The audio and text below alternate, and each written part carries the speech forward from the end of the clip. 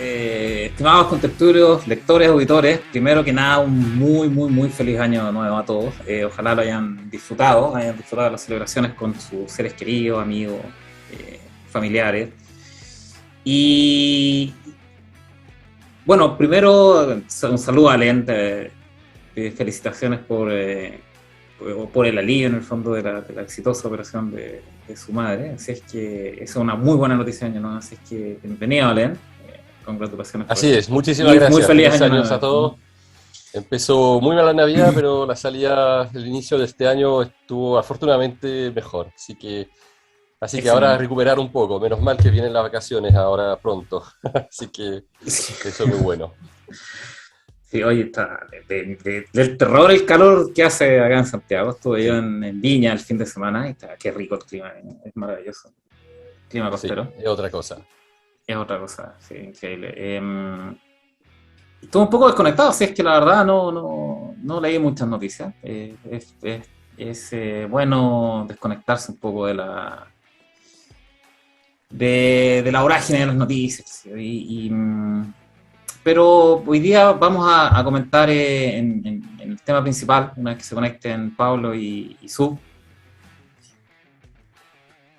Las, lo comentamos hace un par de capítulos, me parece, las proyecciones para el 2022, pero ahora con un poco más de datos, que es el informe de la DIPRES, que es la Dirección de Presupuesto, donde lamentablemente, y nos habría encantado estar errados, mucho más errados, pero lamentablemente confirma nuestras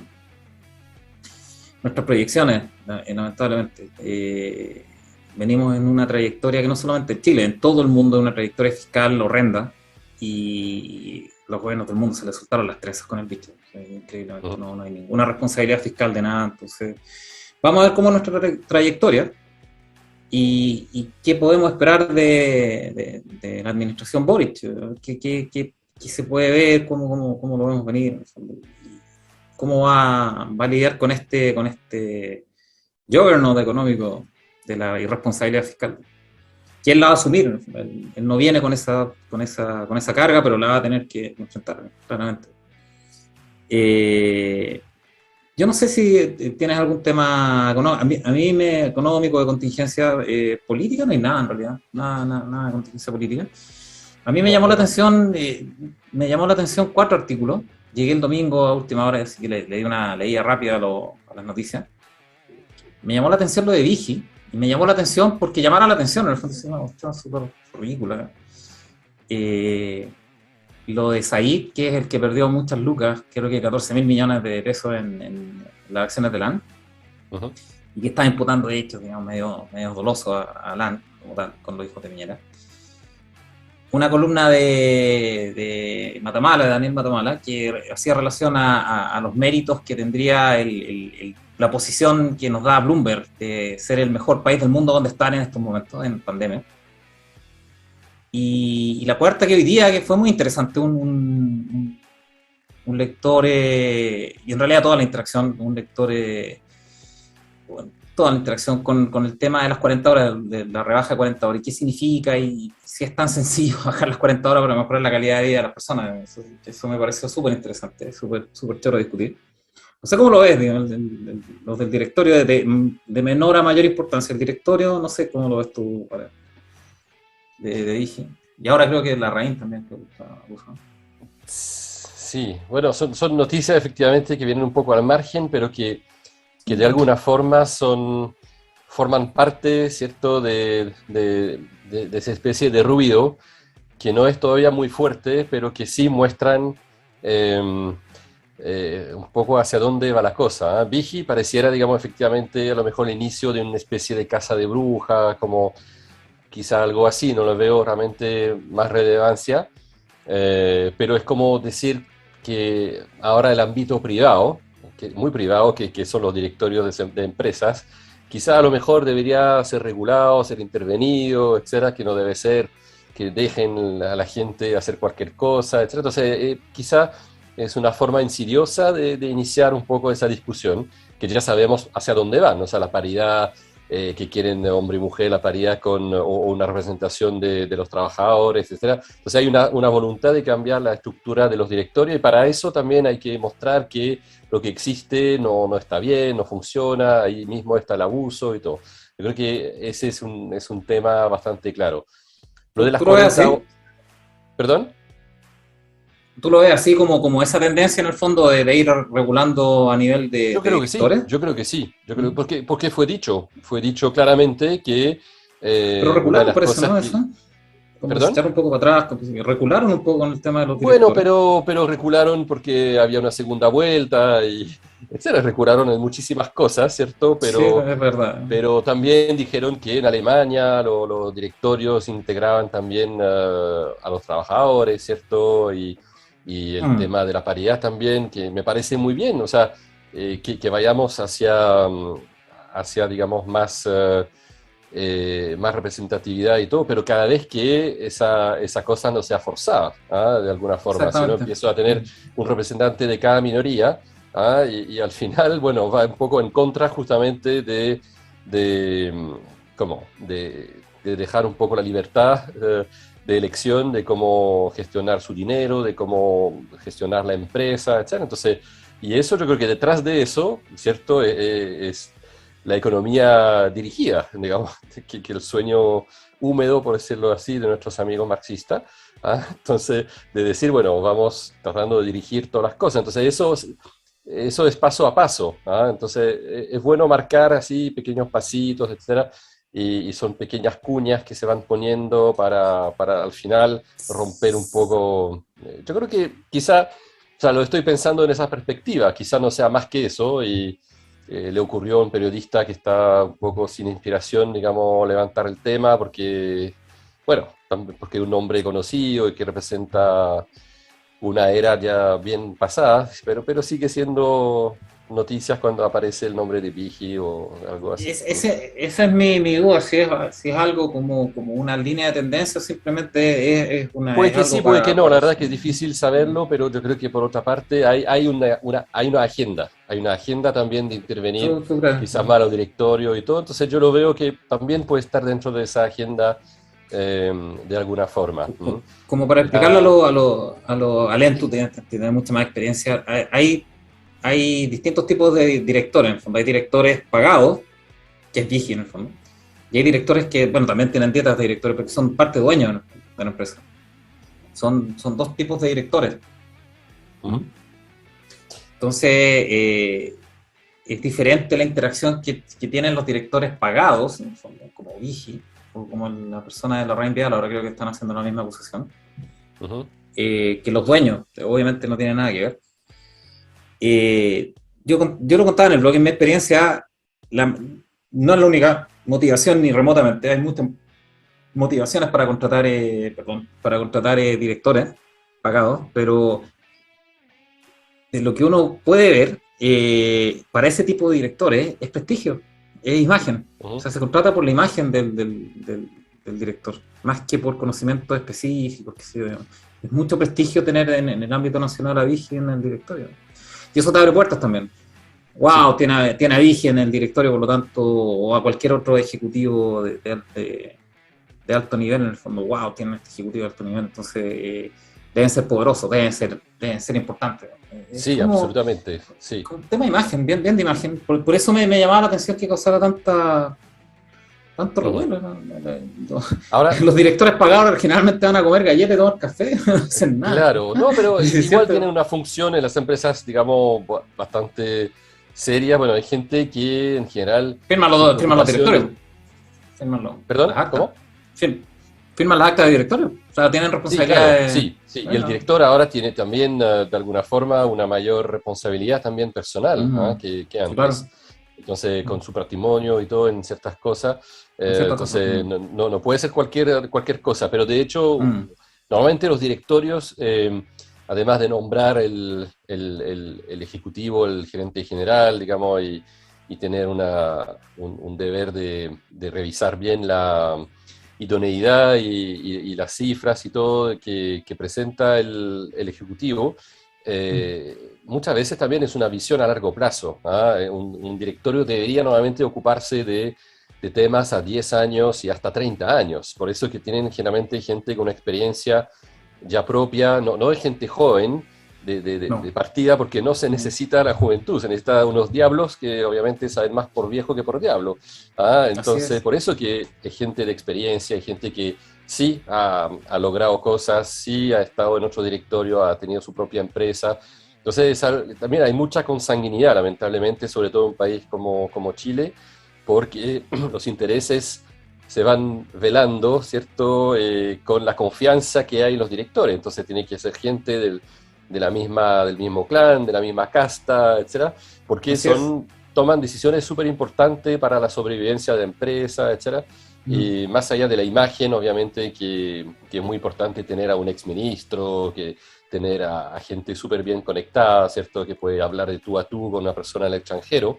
También es muy importante para un país como Chile, eso, que Sí, los pues. directores tengan estudios en Harvard, en Princeton, en Cambridge, no sé, donde sea, para justamente decir, bueno, levanta el teléfono y habla con un Es tipo en que, Estados Unidos. es Y que ese muchas es el veces eso tema, no se ve.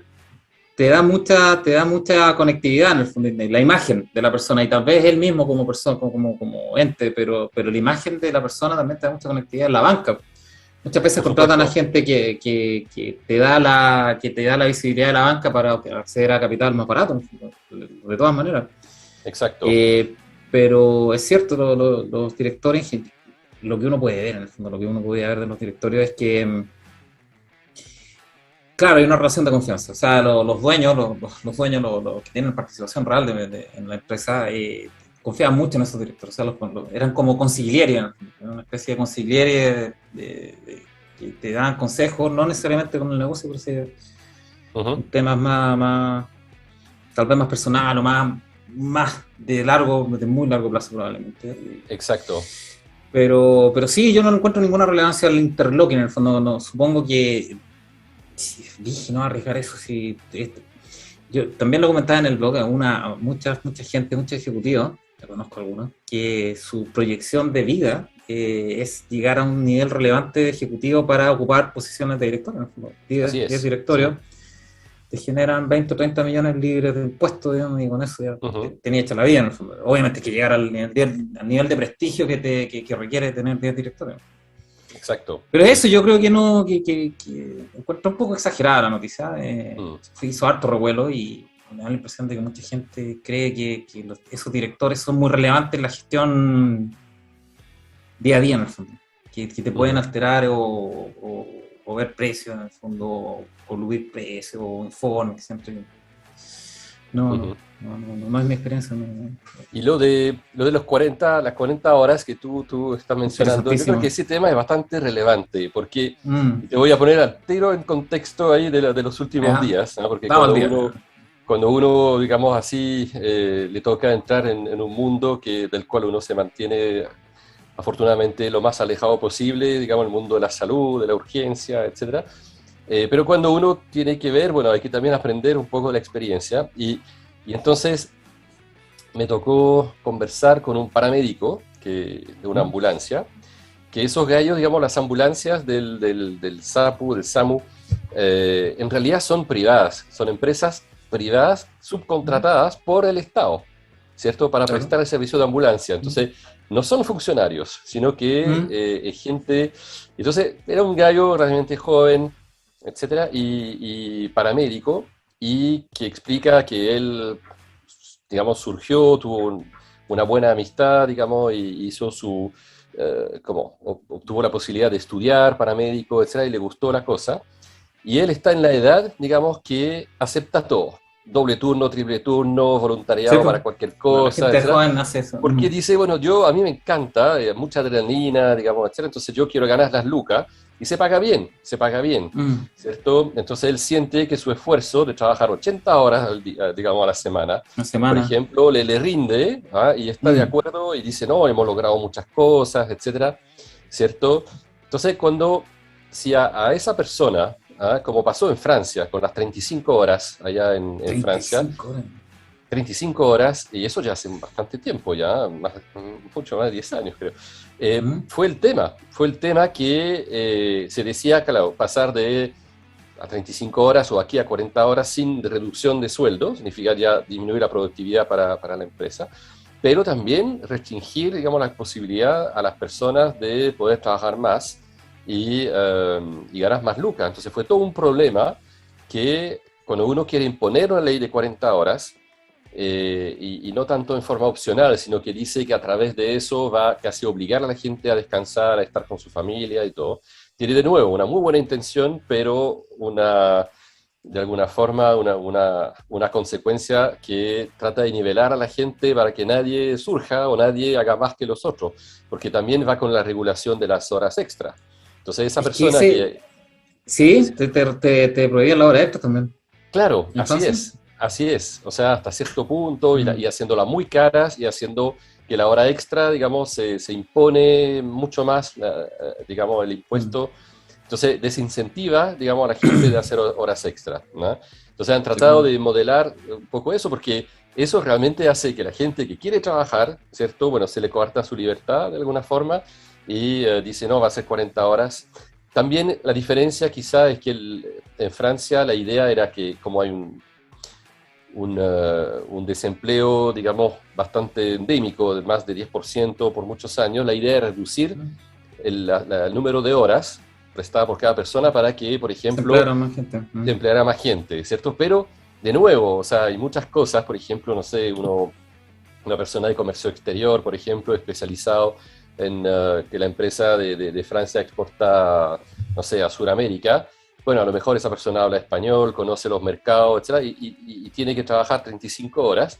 Entonces, el colega que van a contratar a lo mejor no tiene el mismo dominio, etcétera. Entonces, eh, y 35 horas también, mucha gente prefería trabajar un poco más cada día, ¿cierto? Va a decir 8 horas y medio, Y salir más temprano el viernes. para tener el Ah, viernes, ¿cierto? sí, Que trabajas 4 días a la semana. sí, es el trato ¿Ah? que siempre se hace. Mm. Exacto. Entonces, la verdad que, bueno, hay empresas entonces que no había que llamar el día viernes si querías una respuesta, porque la persona no estaba, sencillamente, Mm. y no te da No, en pymes, etcétera, digamos, la posibilidad de contratar a una persona solamente para el viernes, para atender las preguntas del viernes, ¿cierto? claro. Entonces, al final es bastante contraproducente. Bueno, obviamente todo se adapta, etcétera, pero para las pymes en particular es algo que es bastante complicado, ¿no? Entonces, por un lado, bien que haya una regulación, que por lo menos el tema para mí es la persona que quiere trabajar, digamos, un cierto número de horas, que no sea excluida del mercado laboral, que hayan, por ejemplo, lo que se estira bastante, trabajar 3/5 tiempo, 3/4, 2/3, y ahí como un poco un arreglo, por ejemplo, las jóvenes madres que quiere pasar más tiempo con su hijo, etc. Da la posibilidad de que esa persona en su cargo trabaje 30 horas, 35 horas, 40 horas, y no discriminar en eso. Yo creo que eso es bueno. Pero también que si una persona quiere trabajar 60 horas porque se siente capaz y con ganas y todo, que lo pueda hacer. ¿Ah?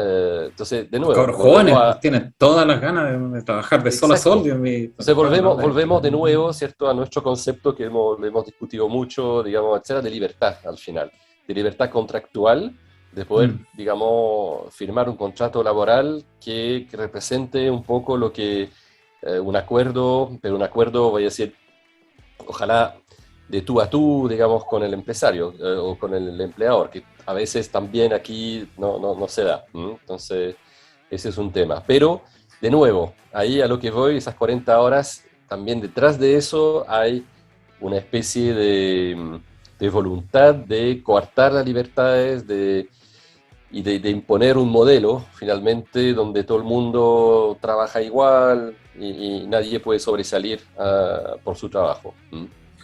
Lo que pasa es que a mí lo que me choca de eso es que el 99% de la gente de un país es empleado. Por lo Claro. tanto, la forma de generar más capital o más ingresos es trabajando más. ¿Okay? O producir Típicamente eso más, es, digamos, ser más productivo también. pero la verdad, Allen, es que eso es más bien un tema tecnológico y de sistema. Además, Ujú. tu desempeño típicamente o tu progresión en, en lo que hace es horas trabajadas. horas trasero, digamos, Ujú. horas de desempeño, no hay otra forma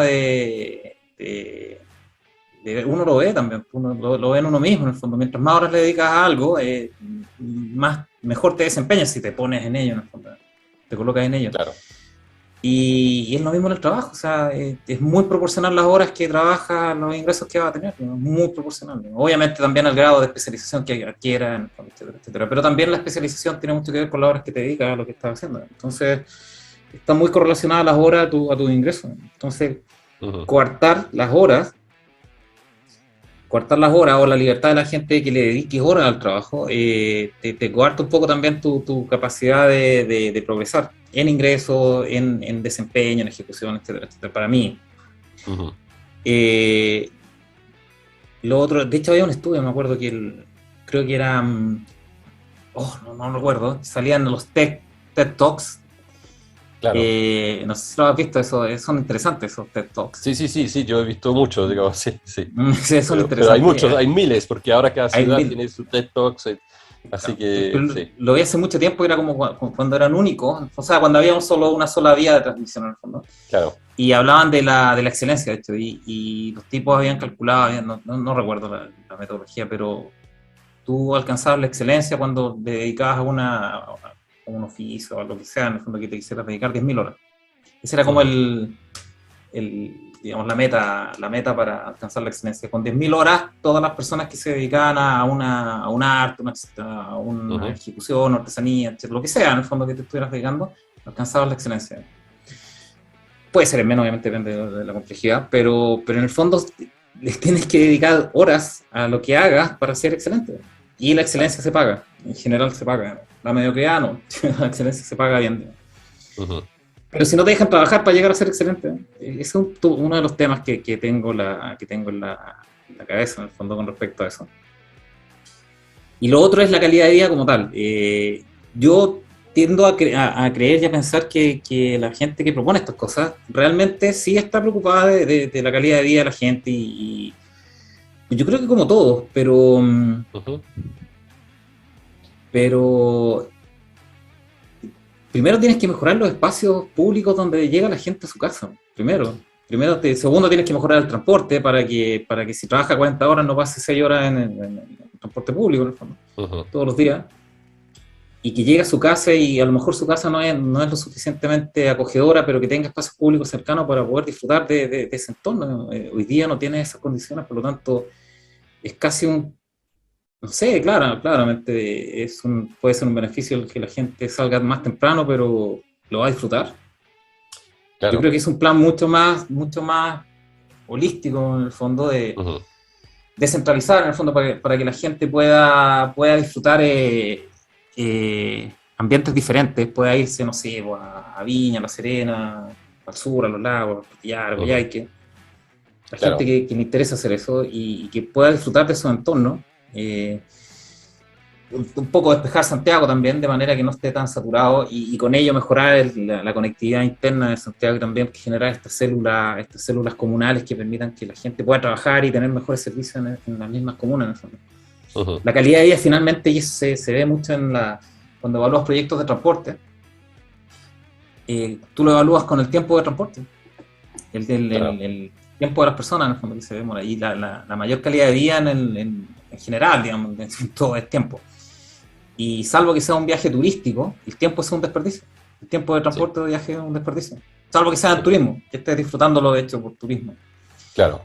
Por lo tanto, tú en vez o a la par, tal vez de bajar las horas, a la par o pensando en eso, tú tienes que disminuir los tiempos de transporte. Ujú. Tienes que disminuirlo, no hay ninguna cantidad de wifi, de aire acondicionado y de cuestiones que le coloqué a los buses que compense el hecho de que estáis 3 horas o 2 horas en el bus. No, Claro. no te compensa el tiempo eso, por lo tanto la calidad de vida va con el tiempo. Entonces, tienes que disminuir los Ujú. transportes, tienes que hacer mejores espacios públicos y ahí tú puedes, yo creo, pensar en hacer regulaciones para que la gente disfrute de ese tiempo. Y también lo mismo el dinero, ¿van a seguir ganando lo mismo? Mm. van a seguir ganando la gente que tiene que acceder a Quizás esas van a 40 horas. obligar, ¿cierto? A obligar a mantener los sueldos, pero tarde o temprano esa Pero eso te va cosa... a dar la inflación, pues. Eso te va a generar inflación y por lo tanto el poder de compra que van a tener va a terminar siendo el mismo que tenían antes. Y lo van a disfrutar, o sea, van a disfrutar el tiempo de ocio libre que tengo. Claro, es el otro problema, sí. Claro, entonces, eso de nuevo, estamos hablando de querer imponer de alguna forma acá cosas que son la culminación del desarrollo en los países desarrollados. O sea, están partiendo por atrás en el fondo, que quieren partir por el resultado, no por el proceso. Claro, entonces no es las 40 horas o las 35 horas que generan la riqueza de países europeos, sino que al contrario, de la riqueza que se ha ganado, digamos, con el sudor de la frente. Generó que la gente quiera disfrutar más de su tiempo libre. Y que se tenga los recursos hacer porque ya están con una altura de vuelo tan alta, digamos, o sea, un país que ya alcanza 45.000, 50.000 dólares de PIB per cápita. Sí, ya está. Está a otro nivel, digamos, está a otro nivel claramente. Entonces, creo que eso es realmente la gran discusión que hay que tener. Yo creo que aquí uno quiere, digamos, como una especie de fast track al desarrollo, diciendo que no, que el dinero está, digamos, pero tenemos que adaptar nuestro estilo de vida a los países desarrollados. Pero no con la infraestructura, con el puro cartel nomás. Estamos con la tercera parte de la riqueza necesaria para alcanzar ese nivel de desarrollo, ¿no? Entonces, y eso es lo que realmente me causa a mí personalmente un problema. O sea, yo creo que de ninguna manera uno quiere como perpetuar así modelos de explotación, etcétera, para nada, pero el problema es que el esfuerzo que hicieron los países desarrollados muchas veces, digamos, es un esfuerzo ganado por generaciones, y que se logró también con luchas sociales, etcétera, y que claramente, pero de alguna forma en tiempos o en temas cuando la cosa está realmente ascendiente, a pesar de las guerras también, a pesar de muchas cosas que no fueron, digamos, muy favorables, pero había claramente una mentalidad que era distinta, de querer realmente alcanzar el desarrollo, etcétera. Y aquí uno ve que eso ya no es la visión país, digamos. Yo lo comenté, una cosa para hablar de lo que me llamó a mí la atención. Yo lo vi, no volví a encontrar el dato duro, no tuve tiempo, pero en Mesa Central el domingo justamente presentaron como una encuesta académica con las prioridades de la gente frente al nuevo gobierno, etc. Entonces, primero era las jubilaciones, ¿no? El tema del cual se habla, etc. Entonces, claro, normal que esté en top of the mind. Segundo, la delincuencia, que eso me llamó mucho la atención porque es casi antagónico de elegir un gobierno como el que fue, o sea, de un presidente como el que fue electo, para tratar a la vez las pensiones, yo lo entiendo, pero también la delincuencia, como un problema, digamos, muy importante cuando las señales que ha dado no son tan fuertes. Y había un tercero punto del cual no me acuerdo. Y eso más o menos era 49, 47% de la gente que decía eso. Y lo que me llamó muchísimo la atención es que la economía venía prácticamente en el último lugar con un 7% de importancia. O sea, de la gente había dicho, un 7% de la gente había dicho que la economía era un tema importante para el próximo gobierno. Yo lo encontré realmente increíble, o sea, increíble. Es que la economía para ellos está bien ahora, si tienen ingresos, o sea, para todos en el fondo, si hay ingresos y hay ingresos disponibles para gastar, la economía no está mal. El tema es... pensando que todo va a permanecer igual. Que siempre, sí, en general, todos piensan de la misma manera. ¿Cómo estáis, Pablo? ¿Cómo están, muchachos? Muy bien, Pablo, feliz año, Pablo. Feliz año. Excelente año. Feliz año a todos, a todos los que los oyentes, así que veremos qué sorpresas nos trae el 2022. Oye, a propósito de los oyentes, está en Spotify el programa, para los que quieran ir escuchándolo en su camino al trabajo, a propósito de las horas de transporte. Tienen 2 horas para escuchar para escuchar el programa. Así es que hoy he vuelto, ojalá pueda hacer ese viaje, pero típicamente los viajes son horrendos en Santiago, sobre todo la gente que vive más en la periferia. Y yo creo que esa es una discusión súper relevante. Lo conversábamos con Alén, Pablo, ahora, y no sé cómo lo ves tú en términos de más económicos. Yo creo que tú eres muy de libertad y me parece que hay que darle libertad a la gente para que trabaje. Ahora, ¿cuál es el punto de eso? Que también hay que promover mejores trabajos. Y esa es la pega del gobierno. Lo que yo tal vez voy a ser un poco políticamente incorrecto con esto. No, un poco, bastante probablemente. Pero a los empleadores no les gusta emplear gente. Es un costo.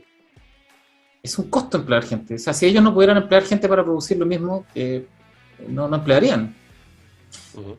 ¿Cuál es la motivación de emplear gente? Es producir más, obviamente. Producir más con el mayor margen posible.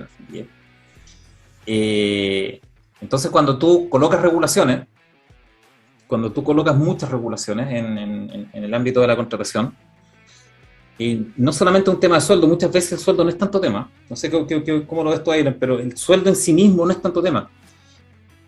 Es las dificultades legales o las restricciones legales o las complejidades legales de contratar, de desprenderse de gente, en el fondo, los que te complican. Te hacen estar mucho más reticente a contratar gente. En el fondo, a expandir tu producción y contratar gente. Prefieres esperar tecnología tal vez y hacerlo con tecnología. La pega del gobierno es incentivar la contratación, pero incentivarla, no obligarla. Ahí es donde se producen los problemas.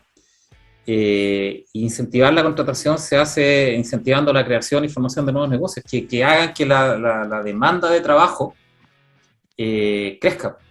O sea, que la oferta de trabajadores sea sobrepasada por la demanda y ahí van a aumentar los sueldos. Esa es la forma de aumentar los sueldos, aparte de impulsar la llegada de trabajo más sofisticado aquí en Chile, que traigan mejores sueldos ellos mismos. Ahí te empieza a subir la escala de sueldo. Tú no puedes obligar eso, tú no puedes obligar a mejores sueldos por regulación o por ley, eso es ridículo. Y tampoco puedes obligar a los empresarios puedes obligarlo por cierto tiempo a mantener a la gente, sin duda, pero no puedes obligar a los empresarios a contratar gente. Estamos hablando de relativamente libre mercado, digamos, la que tenemos, digamos, si entramos a otros regímenes, hablamos de otras cosas, ¿no? Ahí los empresarios se salen. Ahí se salen, digamos. O sea, el punto es, tiene que haber una conexión entre capital y trabajo, empresario y trabajo, obviamente, y tiene que estar el incentivo por parte del gobierno de crear el incentivo, valga la redundancia, para crear trabajos. Y eso se define con la expansión de la demanda y por ende la necesidad de producir más. Yo creo que esa es la forma, en el fondo, no obligando, no regulando. O sea, hay que regular ciertas cosas, pero no obligando a contratar más o mantener a la gente. Eso también es un fracaso en donde lo hagan. Te genera mucho desempleo juvenil probablemente, que es algo que en Europa existe mucho, porque ¿a quién vas a contratar? En el fondo vas a probar si no te puedes desprender de alguien, o tienes muchas regulaciones para desprenderte de alguien, vas a contratar a alguien experimentado, no vas a contratar a cabros jóvenes, está claro eso. Eso te genera mucho desempleo juvenil, ¿no? Entre otras cosas, la flexibilidad te genera el empleo, que haya mucho empleo juvenil, que se emplea a las personas, que puedan aceptar o trabajar menos horas, un poco menos de sueldo en el fondo, a cambio de aprender y entrar, de hecho, al mercado laboral. Si tú lo empiezas a regular mucho, se crea mucho desempleo juvenil. Esa es la experiencia en otros países, en Europa, de hecho. En Europa está pasando eso. ¿Cuánto el desempleo juvenil en Europa? Es altísimo. Altísimo. En general, no sé, sobre todo en países como España, por ejemplo. España era 50 o 60%. ¿No? Absolutamente. Y la verdad es que empezando con sueldos de 700 euros para ingenieros. Que no le alcanzan ni pagar un piso. No, exactamente. Nada, ni para arrendar, etc. Entonces, la verdad es que es una tragedia porque hay muchos jóvenes que cuando quieren realmente, no sé, gozar de la vida, tener un mínimo de autonomía, independencia, etcétera, tienen que seguir viviendo con los papás o compartir departamentos, etcétera. En Estados Unidos también, de alguna forma. En Estados Unidos se pasa, y acá también, yo supongo, hay mucha gente que queda con los papás, ¿no? Está lleno. Obviamente, sí. No, claramente, no es un tema, pero yo sé que en España fue realmente, es un problema todavía, porque el horizonte, digamos, es que recién a los 30, 32 años uno puede ya decir, y eso habiendo trabajado en algunas partes y habiendo hecho prácticas y pololeos y todo, digamos, o sea, sí, como ganar experiencia y poder venderse, y a los 30 y tantos ahí no lo van a pescar, pero complicado. Uh-huh. Súper complicado. ¿Cómo estás, Sub? Llegó el líder ¿Cómo táctico están, del equipo. chiquillos? Hola, Sub, ¿Cómo estás? feliz año. Feliz año Feliz a todos. año. Qué gusto. Que sea un Que sea un excelente año este excelente, 2022. que sea un excelente año. Hoy Sub estábamos hablando, bueno, los dos que tienen más experiencia y viven ahora en las regulaciones actuales son ustedes dos, con Elena y Pablo. No sé, Pablo, en realidad, tal vez la puede ver desde un punto de vista más técnico, teórico, pero el tema horas, el tema incentivo al trabajo, ¿tú lo ves como incentivo el hecho de bajar a 40 horas en el trabajo? ¿Lo ves como un incentivo para las personas? ¿Realmente es un incentivo para las personas el trabajar 40 horas? Supuestamente ganando lo mismo, que finalmente lo que va a pasar es que los nuevos trabajadores van a tener que compensar con el nuevo sueldo el aumento de costo, el que sea, realmente no es tan relevante el aumento de costo. Depende del tipo de rubro. Absolutamente. Yo veo que está demostrado en la teoría económica que no se pueden hacer ese tipo de cambios. Finalmente lo que va a pasar es que va a disminuir de repente la calidad de los productos, para mantener el margen los empresarios, o por el otro lado los mismos empresarios van a tener que empezar a despedir gente para mantener su estructura de costos y su margen en realidad de incentivos con respecto a las utilidades que tenían. Pensemos que igual los empresarios, por lo general y en especial en estos tiempos de distorsión económica de todo tipo, no están trabajando con altos márgenes, están trabajando justo para mantener los volúmenes. Uh-huh. Sí. Entonces finalmente no hay ningún incentivo para eso. Es más, yo conversando con bastante gente de terreno, nadie está pensando en hacer una ampliación de nada. Nadie, una no bodega, está clarísimo. claro. No hay inversión de capital, nada, cero. Manteniendo los inventarios justos, casi al límite. Y eso es más de lo mismo, seguimos con el mismo cuento, y la tendencia de mi punto de vista, que creo que se lo envié en el mail anterior, contesté en la tarde, era que, claro, no tuve un problema con el Proton Mail que me encripta los mensajes de Zoom, no sé por qué tengo que arreglar un tema, porque funciona como con claves de criptográficas, así como una dirección de billetera digital funciona Proton Mail, entonces recién lo estoy cachando bien. Bueno, pero el tema es que eso, nadie está invirtiendo nada y hay mucha desconfianza de toda la gente en realidad. Eso es, mucha desconfianza, todos están liquidando activos de todo tipo de vehículos, hasta propiedades, para estar primero líquidos, no es algo que uno se vaya a ir mañana, pero para estar líquidos porque hay mucha incertidumbre y en todos los grados, no estoy hablando de grandes empresarios, los grandes empresarios ya sacaron la plata. ¿Eran cuántos? 60.000 millones que se fueron. Uh-huh. Y ahora queda para mí la gente de la fuga de cerebro o de trabajadores calificados que ya están viendo liquidar cosas por si acaso. ¿Cachai? Eso es lo que conversemos eso en el tema principal de las proyecciones gigantescas que vienen, como para cerrar el tema y pasar a este tema que es lo más interesante, yo creo que es lo que más nos convoca. El tema de las 40 horas, para mi gusto, personalmente creo que es las 40 horas es el resultado no es el inicio es el resultado de políticas públicas, de políticas pro empleo, de mejorar la calidad del empleo, de mejorar la productividad de la gente y por ende los sueldos generales de la gente.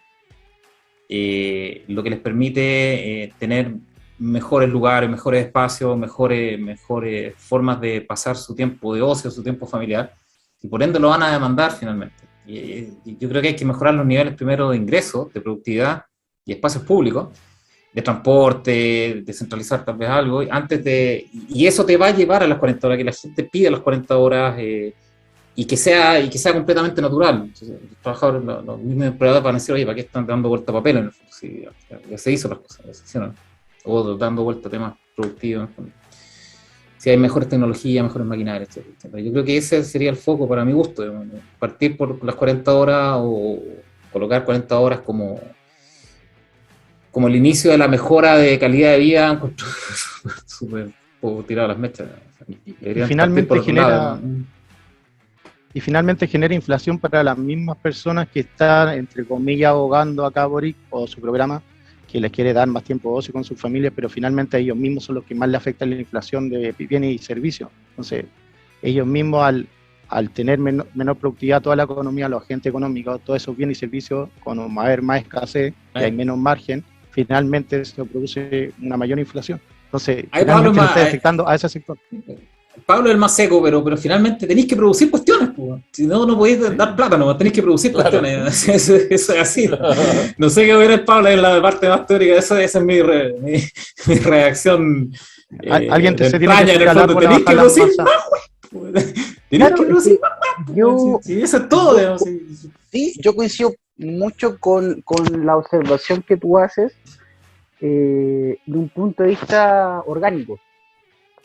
Ahora, el problema que tiene el proyecto de las 40 horas es un error teórico muy importante, que es que tú no puedes regular al mismo tiempo cantidades y precios. Eso Ya. siempre te va a generar algún tipo de problema. O controlas cantidades o controlas precios, pero no puedes hacer las dos cosas al mismo tiempo. Entonces lo que quiere hacer esta gente es que tú vas a controlar la cantidad de horas a trabajar y además quiere regular el precio a pagar por esa menor cantidad de horas. Ah, ya te entiendo, claramente ¿Ya? no, ya. Claro, entonces Claramente es que me molesta mucho porque, a ver, esto no es una idea creada acá. Esto no, es una idea de la del siglo gente. XIX probablemente, ¿no? Claro, es una idea que proviene del keynesianismo, en que creen que los costos determinan los precios, claro, y no que son los precios los que determinan los costos. ¿A qué voy? Esto incluso lo escuché a un diputado argentino de apellido del Caño, que es lo más marxista que hay, porque en su cabeza dicen lo siguiente: miren, el problema de la cesantía nosotros lo vamos a resolver de esta manera. Vamos a bajar la cantidad de horas que va a trabajar cada individuo en el mercado laboral, de modo tal que entonces para un mismo trabajo vamos a necesitar más gente. Y de este modo vamos a resolver de modo centralizado el problema del desempleo. Lo que esta gente no entiende en esa derivada particular es que no funciona, que tú controlando una variable no vas a desorganizar las otras, porque esto es un sistema que funciona en un equilibrio general, no en un análisis de equilibrio parcial. Ahora, para hacer un poquito más concreto la opinión y el análisis, a ver, ¿cómo yo veo esto? Para mí, los precios significan coordinación, es una señal, es una información. ¿Qué información te da que algo que de un precio en particular es la relación entre la oferta y la demanda respecto en un momento temporal respecto de un producto terminado? Y para mí, los salarios, lo que se paga por el trabajo, también es un precio. Oferta y demanda, está clarísimo. Exacto. Entonces, ¿qué significa eso para mí? Significa que si tú pretendes regular entonces el precio a pagar por un determinado trabajo, un precio superior, ¿qué es el problema que tiene, por ejemplo, las políticas de sueldo mínimo?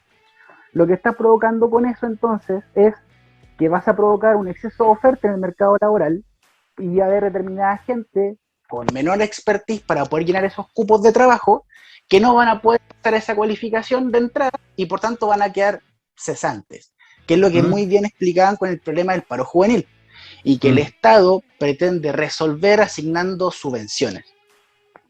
¿Y qué es lo que pasa al revés cuando tú controlas precios? ¿Qué es lo que pasa en el mercado de bienes o de alimentos, como en el caso argentino, que cuando tú pones un techo máximo al precio que tú le puedes asignar a un producto, finalmente creas un exceso de demanda, te reduce la oferta neta del producto y finalmente vas generando escasez y un mercado paralelo, en fin.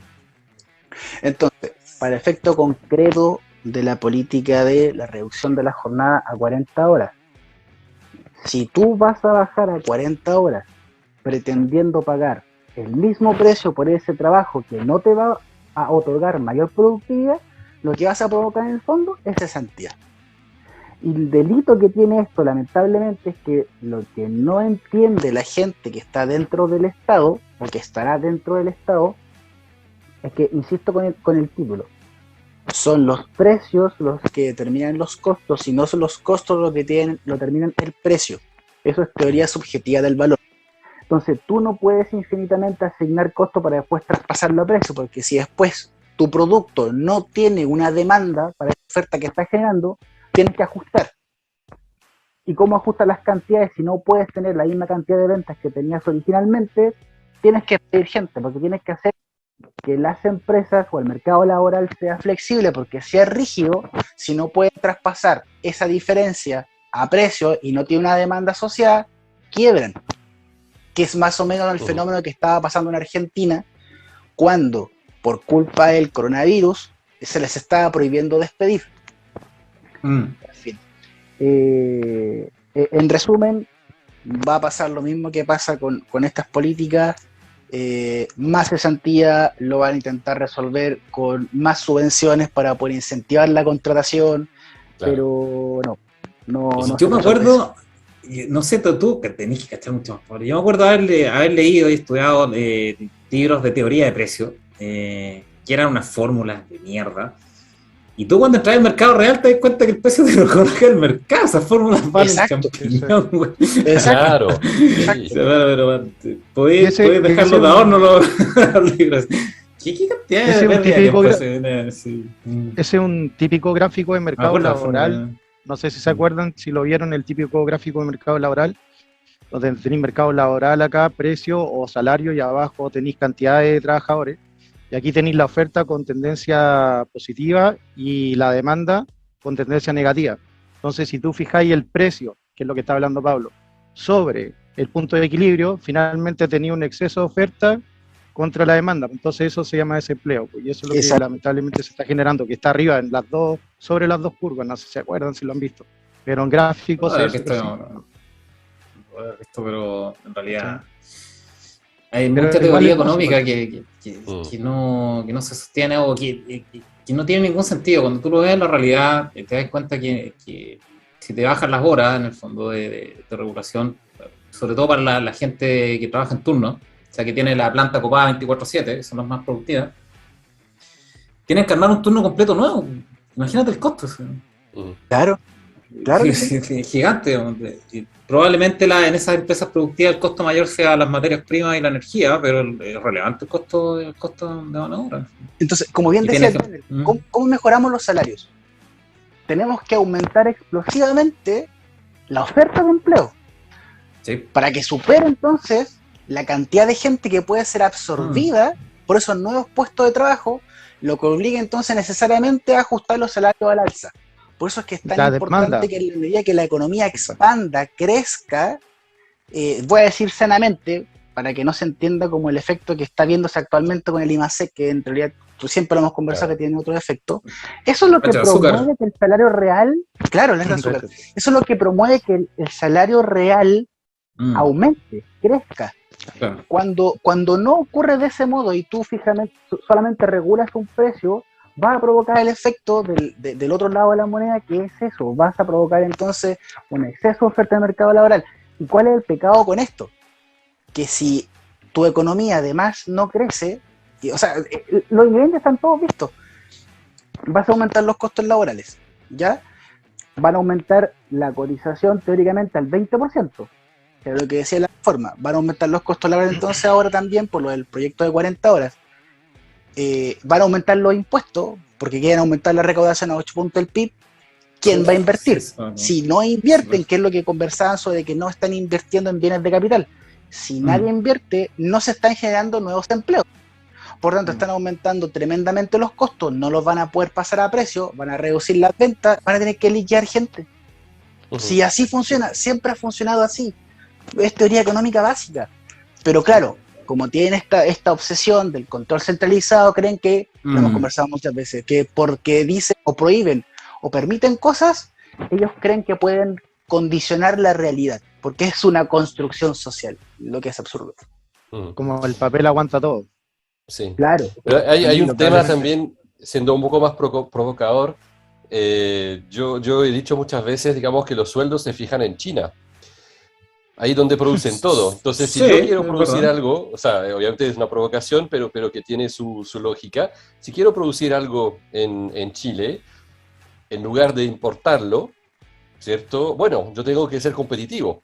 Entonces, Chile tiene esa economía extremadamente abierta, con tratado de libre comercio y todo, donde los productos llegan sin pagar aranceles. Entonces, directamente expuesto a recibir productos, digamos, a un costo bajo, que no va a ser distorsionado por un arancel aduanero elevado. Y entonces, claro, si yo quiero hacer zapatos, juguetes, cualquier cosa, ¿cierto? Vidrios, ventanas, no sé, cualquier cosa, se hace en China, y ahí sabemos que los sueldos son bastante más baratos, hay subsidio de combustible, hay muchas cosas adicionales, ¿cierto? Pero eso obviamente es una tremenda presión sobre el empresario chileno que quiere fabricar algo acá. Si no, la tentación obviamente es importarlo. Tú transformas, y muchas industrias se han transformado de productores en importadores y distribuidores, ¿cierto? Porque Pero, es mucho más barato. Hay algo que me extraña mucho, eso cuando tú lo ves a nivel macro. Es cierto que tú importando de China y no produciéndolo acá, que es algo que tiene muy clavado en la cabeza la gente más de industria, en el fondo, que quieren industrializar Chile y todo el cuento. Claro, tú dejas de producir trabajos probablemente aquí, pero estás trayendo cosas extremadamente baratas y eso beneficia directamente al bolsillo de las personas. Eso nunca he entendido esa ecuación que hacen. Vamos a producir las cosas acá y se las vayan a vender al doble, triple de precio a la gente de acá. Es que vaya a poner barreras en cereales. Esa cuestión no la entiendo. Es la paradoja que el propio trabajador busca el producto más barato. Entonces, perjudicando a otro trabajador, ¿cierto? Que habrá tenido que reducir su sueldo para ser competitivo. Pero por eso, sí. Si tú, dale, estoy bien, estoy contigo. Sí, por supuesto. Sí, está bien. No, dale, sorry. No, pero era eso, digamos, mi comentario, que la serpiente se muerde la cola, el trabajador pide productos baratos, entonces que está explotando entonces a otro trabajador que está rebajando su sueldo para ser competitivo, ¿cierto? Entonces es un tema que nadie va a decir, no, voy a pagar el producto más caro porque se paga mejor al trabajador. En gran parte es que lo que pasa es que esa es una decisión individual, todos tomamos decisiones individuales, vamos a comprar lo más barato a igualdad de calidad, en el fondo, probablemente. O sea, obviamente vamos a elegir lo más barato, a igualdad de calidad, en el fondo, a igualdad de utilidad, yo tengo un punto ahí, porque si bien lo que dice Janet está muy bien en el tema de que si sale más barato, obviamente en China hay que traerlo más barato y por lo tanto beneficiamos al consumidor, muy bien. Y no es los malos de que destruye la industria chilena, como pasó, no sé si han visto la serie de los 80, donde Juan Herrera se tiraba hacia unos uniformes caros y al final los chinos se lo comían. Es porque finalmente, en mi punto de vista, las ventajas competitivas no están en esa industria en Chile. Lamentablemente, como ustedes quieran, allá en China le pagan con un plato de arroz y acá no. Y es una ventaja competitiva aunque sea asesina. ¿Me siguen? Claro. Entonces, finalmente hay que buscar en Chile, con tecnología, con incentivos en, no sé, incubadoras, etcétera, donde se crean rendimientos marginales crecientes en cada factor productivo dentro de una industria. Por ejemplo, no sé, en la fruta por algo las exportamos, porque nadie nos puede importar fruta porque somos mucho más baratos porque tenemos los campos. Porque está de contratemporada. Entonces, porque está de contratemporada. Claro, está de contratemporada, pero es que también es una ventaja competitiva eso. Sí, claro, así es. Sol, etcétera, ¿cachai? Pero, por ejemplo, como han existido tantas trabas, que es lo que yo puedo conversar con impuestos, con benzina, con todo, han destruido mucho del monopolio, llamemos, de la palta, etcétera, porque finalmente está entrando la peruana, la mexicana, porque llegaban más barato, porque aquí se empezaron a aumentar los costos por impuestos, por todo lo que ustedes quieran, y nos hicieron menos competitivos. Pero antes era imposible que entrara una mexicana, imposible que entrara una peruana, y le dieron la facilidad de los otros países de crecer, de crear más terreno y superficie de plantación, etcétera, hacerse más competitivos, y acá al revés, hicieron todo lo posible para que los productores fueran menos competitivos. Entonces finalmente pasó eso, y así todo. La palta, por ejemplo, mexicana viene con 30 días de frío, es una basura, te dura 3 días al aire libre y después se respala o se te cubre, claro. Y la peruana aguanta un poco más. Pero a lo que voy yo, en el cobre, creo que, no soy experto en el cobre, pero creo que también nosotros teníamos ventajas competitivas gigantescas, y creo que Perú ya está con el cobre, no sé si hay otros países, pero ¿por qué? Porque nosotros no hicimos la pega nomás, no hicimos la pega, claro, no autosubimos los costos, por la desigualdad, por el beneficio social y la paridad y la agua que quieran, y nos hicimos menos competitivos. Y entraron los otros a competir porque vieron un nicho donde había más margen. Y eso es lo que está pasando Puesto hoy día para mí. Puesto y ley de, Claro. de los minerales, parece que Claro, a con mismo esto termino. esfuerzo trae más. Para mí yo tengo un switch bastante importante que yo digo, Chile ya tomó una tendencia a la baja por todo lo que me hablaban todos los live y en tu blog en especial. Y hay que asumir que entramos en una tendencia a la baja. Algunos lo surferían, otras se moverán de la ola, lo que ustedes quieran, pero hay que asumir que estamos en esa. Y nada, pues, hay que ver cómo se... Uno si está en el país, cómo la pasa, y lo otro es si estáis fuera de la ola, es decir, irte a otro país donde se incentive la producción de bienes y servicios, donde el Estado te empieza a ayudar, donde se premia el capitalismo. Lo que hablaba, ahora sí que termino, lo que hablaba con mi hermano la otra vez. Me decía, pero yo le decía, no, estoy viendo otros países por X razón, por esto más el tema sanitario que es importante para mí. Y me decía, bueno, pero allá puede llegar el comunismo, en el X país. Y yo decía, no va a llegar el comunismo. O sea, o tal vez tengo 10 años para que llegue. ¿Por qué? Porque el comunismo llega a los países ricos, viejo, porque ahí tienen que robar. No puede llegar un país pobre a robar o que está recién creciendo, ¿me cachai o no? Sí. Entonces, llegó a Venezuela cuando eran los jeques árabes. Ahora día los venezolanos, disculpe que les diga, están pidiendo plata en los semáforos. Llegó a Chile desde el 2014 que llegamos al cenit o al punto de inflexión con Bachelet 2. Y empezó en la escuela y todo lo que quieran de la batalla cultural. Y ahora, desde mi punto de vista, hay que ver, no sé, territorios donde están pasando la pobreza a empezar a crecer, y ahí estáis ganando, lo que yo veo por mi hijo, estáis ganando unos 10 años para mis niños que vivían en un país que va en crecimiento, que fomenten el capital, etcétera, etcétera. Eso es lo que yo estoy viendo. Oye, vamos a la jefa, vamos al tema principal, que este es importante, justo con el enganche de...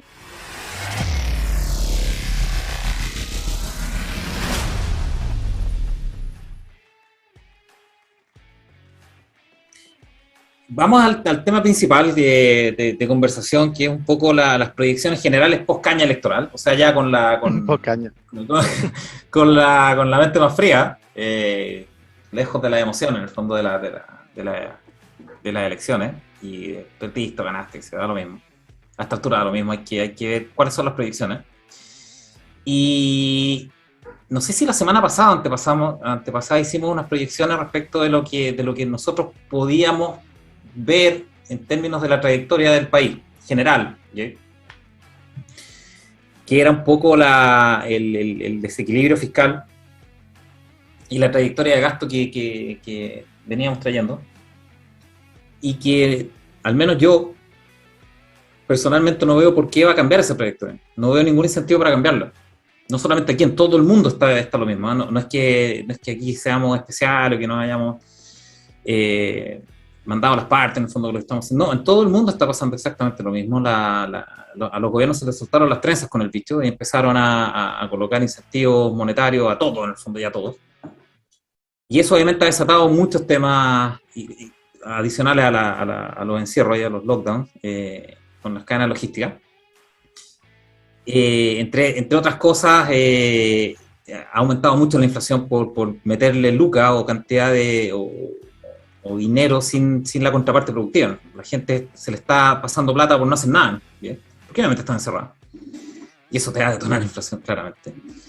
Que es un poco lo que vimos acá con el IFE.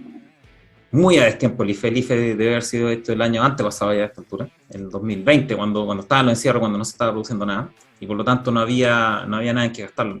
Era como una ayuda para pagar servicios, etc. Este año, o el año pasado ya, hicimos casi lo mismo, en el fondo, que todo el resto de los gobiernos de los países desarrollados que están en la misma trayectoria. Y salió el informe, no recuerdo si fue el viernes o el jueves, el informe de DIPRES, que es la Dirección de Presupuestos del país, donde decía que básicamente ya hemos gastado un 8% más de lo presupuestado, entre 6 y un 8%, no recuerdo. Que es astronómico, que nuestro gasto actual, que la deuda era de 100 billones la deuda total del gobierno se estaba llegando a los 100 billones, o había pasado los 100 billones de dólares por primera vez en la historia del país, y que se estaba acercando al 37% del PIB, pero más críticamente que la trayectoria del gasto en relación a los ingresos estaba en 6 a 8%, si mal no recuerdo, y que la recolección, tal como la habíamos discutido muchas veces, está en 21,4%, con una actividad económica pero extraordinaria. En décadas no habíamos visto así. Igual recolectáis 21%. En esta pasada, por lo tanto, la premisa que habíamos configurado en anteriores programas, de que da lo mismo, en el fondo, los esfuerzos que tú hagáis, y un poco da lo mismo también la actividad económica que tú tengas, vas a recolectar lo mismo, en el fondo. Ahora, ¿cuál es el problema que tenemos ahora? Que tenemos una trayectoria de gasto insostenible.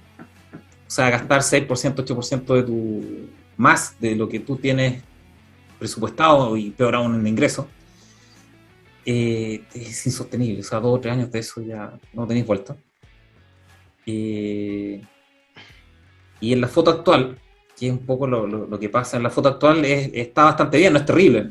En la foto actual es un 35, 37% de deuda en relación al PIB. No es para morirse. La tasa de impuestos de las más altas del mundo, pero también está recolectando bastante en términos absolutos. El problema es la trayectoria que llevamos de un déficit, un déficit estratosférico, o sea, 8%, 8% es gigantesco. Uh-huh. Y esa es la trayectoria que llevamos, y no veo por qué un gobierno que se define como muy populista a sí mismo, populista en el sentido de prometer muchas cosas, ¿por qué va a cambiar esa trayectoria? No tiene ningún sentido cambiarla. Y para mí es un poco irrelevante ahora quién esté en el gobierno, de verdad. Yo creo que habría dado lo mismo Kast en ese apartado, en el de la economía. Tal vez le habría puesto un poco de freno de mano, pero no mucho, y a un tren que de 1 millón de toneladas en vía hacia la baja, en el fondo, o sea, en trayecto descendente, da lo mismo, en el fondo, que tal vez le había puesto un poco de freno, pero da igual vaya a llegar a donde tenés que llegar con eso. Y tal vez la administración de Boric no le ponga freno, nada, digamos, suelta el freno, y le ponga acelerador incluso, digamos, pero la trayectoria es la misma, y tampoco va a cambiar la inercia, eso, para mi gusto. Y la inercia, ¿eso cuál es? Un déficit estratosférico, un manejo fiscal horrendo, déficit fiscales gigantescos, y eso te debería detonar más temprano que tarde una rebaja de clasificación, así de simple, ¿no? Y eso te altera creo yo, te altera toda la estructura de capitales internos, porque la base de los capitales internos en Chile es la deuda de gobierno. Ahora, se construyó así desde 2008, con la AFP en el fondo, y con la subida de la deuda interna, la emisión de deuda interna, y ya llegamos a niveles en los que es muy relevante para el capital chileno, para el mercado de capitales, y que te rebajen la clasificación de esa deuda a no de inversión, te detona múltiples cosas que no sabemos las consecuencias, por un lado. Y por otro, tengo la duda, ahí tal vez un poco se aminora eso, tengo la duda si son capaces de aprobar las alzas de impuestos que supuestamente te generarían la prudencia fiscal. O sea, ok, vamos a reventar la black corporativa, pero vamos a reventar a los ricos también, no sé, a los empresarios, impuestos, y con eso vamos a compensar. Ya vimos que no es así, vimos que da lo mismo tus tasas de impuestos, digamos, recolectáis siempre lo mismo con relación al PIB. Lo que pasa es que tú ahí bajas la actividad económica. Por lo tanto, en términos globales, tú recolectas menos, independiente que el porcentaje con respecto al PIB se mantenga. Y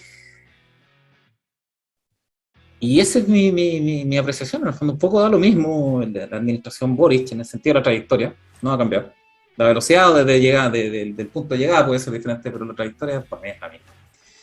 Vamos derecho, igual que todo el mundo, y eso no tiene que ver ni con Boric, ni con Piñera, o sea, todo el mundo está haciendo lo mismo, está adscribiendo a esta teoría monetaria moderna de tirarle plata a todo, ¿no?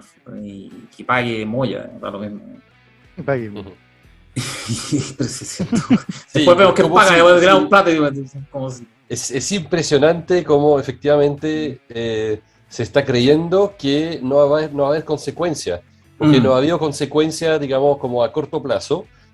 Prácticamente uno dice, bueno, tiro toda la plata que yo quiera y no hay tampoco no hiperinflación o, claro, una inflación transitoria, pero que se puede explicar, digamos, técnicamente por la pandemia, por la, como la ruptura de la cadena de, como de abastecimiento, todas esas cosas. Pero efectivamente están tirando dinero como si no hubiera mañana y como si no hubiera ninguna consecuencia. Y hasta el momento tienen razón, ¿no?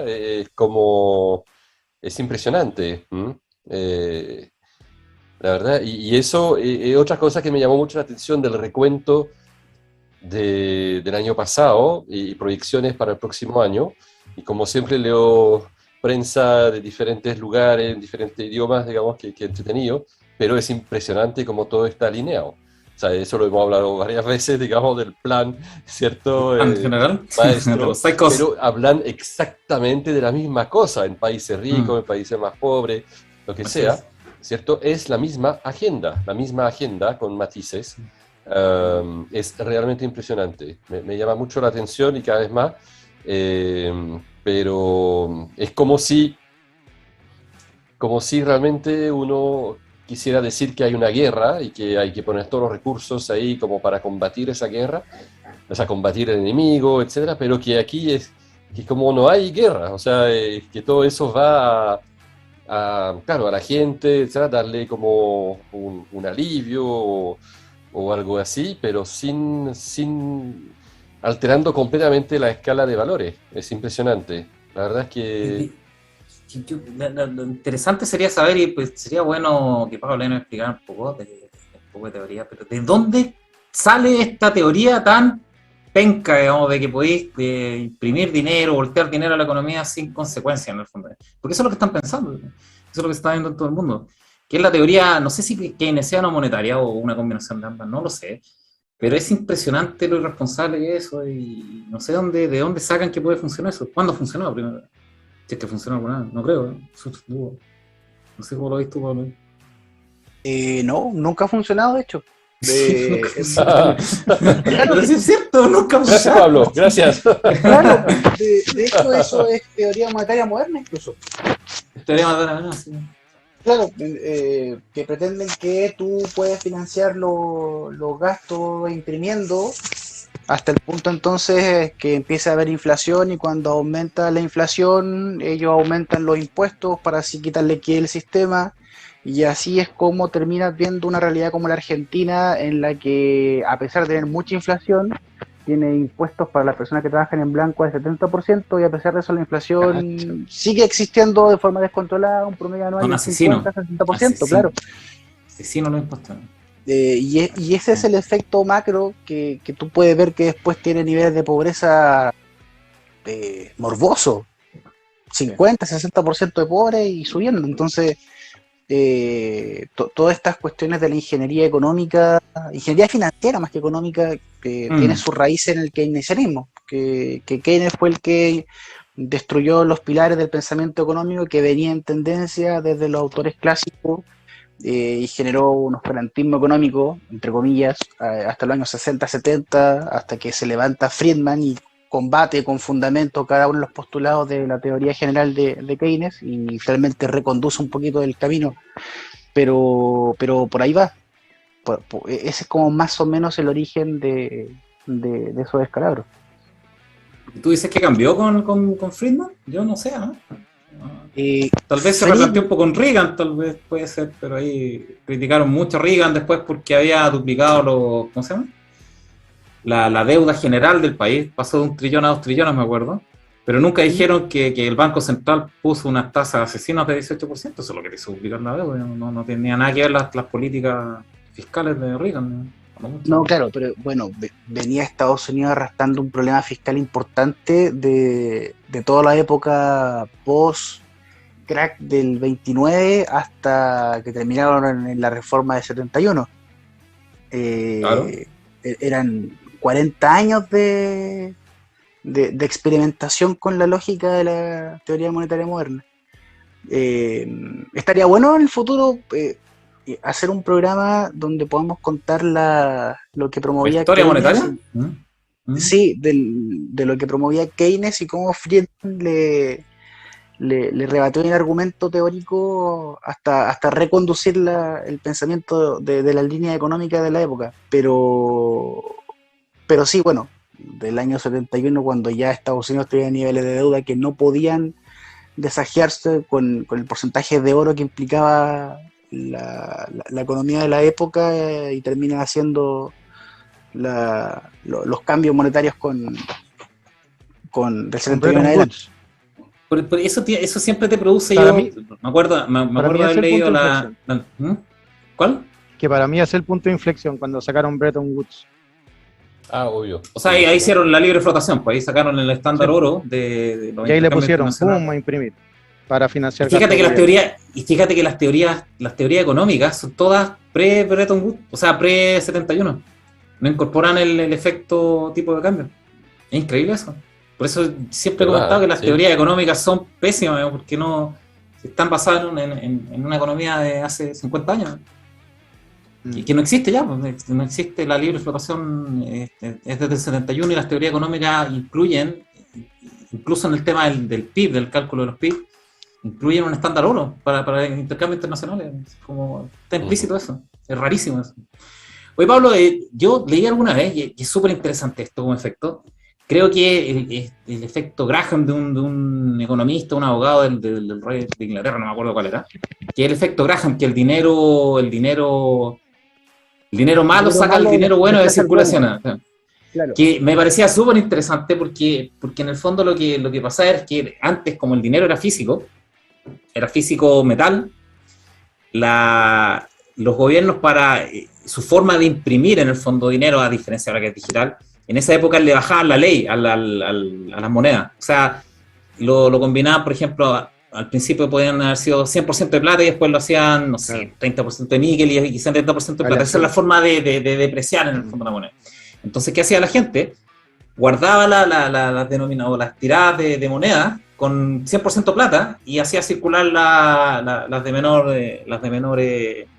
denominación, las de menor porcentaje de metal de alto valor. Y me recuerda mucho el tema en esta época actual, lo que pasa el dólar, por ejemplo, con la moneda local. Cuando la moneda local se empieza a depreciar, el dólar es el que empieza a ser guardado y la moneda local empieza a circular, es lo mismo, el mismo efecto. Ese se llama hoarding. Es muy interesante y como proyección general en el fondo de lo que potencialmente podamos ver si esta trayectoria sigue. ¿Cuál es esa trayectoria? La trayectoria es mucho gasto fiscal, muchísimo gasto fiscal, tomando deuda al principio, porque primero van a tener que tomar deuda y después van a ver cómo lo pagan. Van a tratar de pasar estas leyes de impuestos, de alzas de impuestos. Entonces la combinación de alta deuda fiscal para compensar estos programas o la trayectoria que llevamos, junto con impuestos asesinos, al menos están presentados, es en principio muy deflacionario. En principio. Porque la gente va a tender sobre todo la gente que maneja capital, va a decir lo que dice. Queremos ver cómo se vienen las cosas, junto a la plata. Veamos si lo guardan en el dinero bueno o dinero malo, que serían dólares en el fondo, o euros, no sé, o franco suizo, y circulan pesos en el fondo, que yo creo que ese es el estado de cosas en Argentina. Yo creo que no es nuestro estado, creo, supongo, a pesar del alza del tipo de cambio, por otras razones todavía. Pero se me hace muy deflacionario, es tan inflacionario, que significa alta inflación, pero baja actividad económica. La gente tiende a no participar de la economía, pero los precios empiezan a subir por factores tal vez internos y otros externos, obviamente, el tema de la logística. Ese es un poco el escenario para los próximos 2 o 3 años probablemente. No sé cómo lo ven ahí ustedes. Ese es mi escenario base. Hay una cosa súper interesante en lo que tú dices, que cuando tú ves los comentarios, que son siempre muy interesantes, en un sitio como Zero Hedge, que bueno, gente a veces, digamos, que opina, etcétera, pero dicen, ¿cómo puede haber gente que está valorando el dólar cuando no vale nada?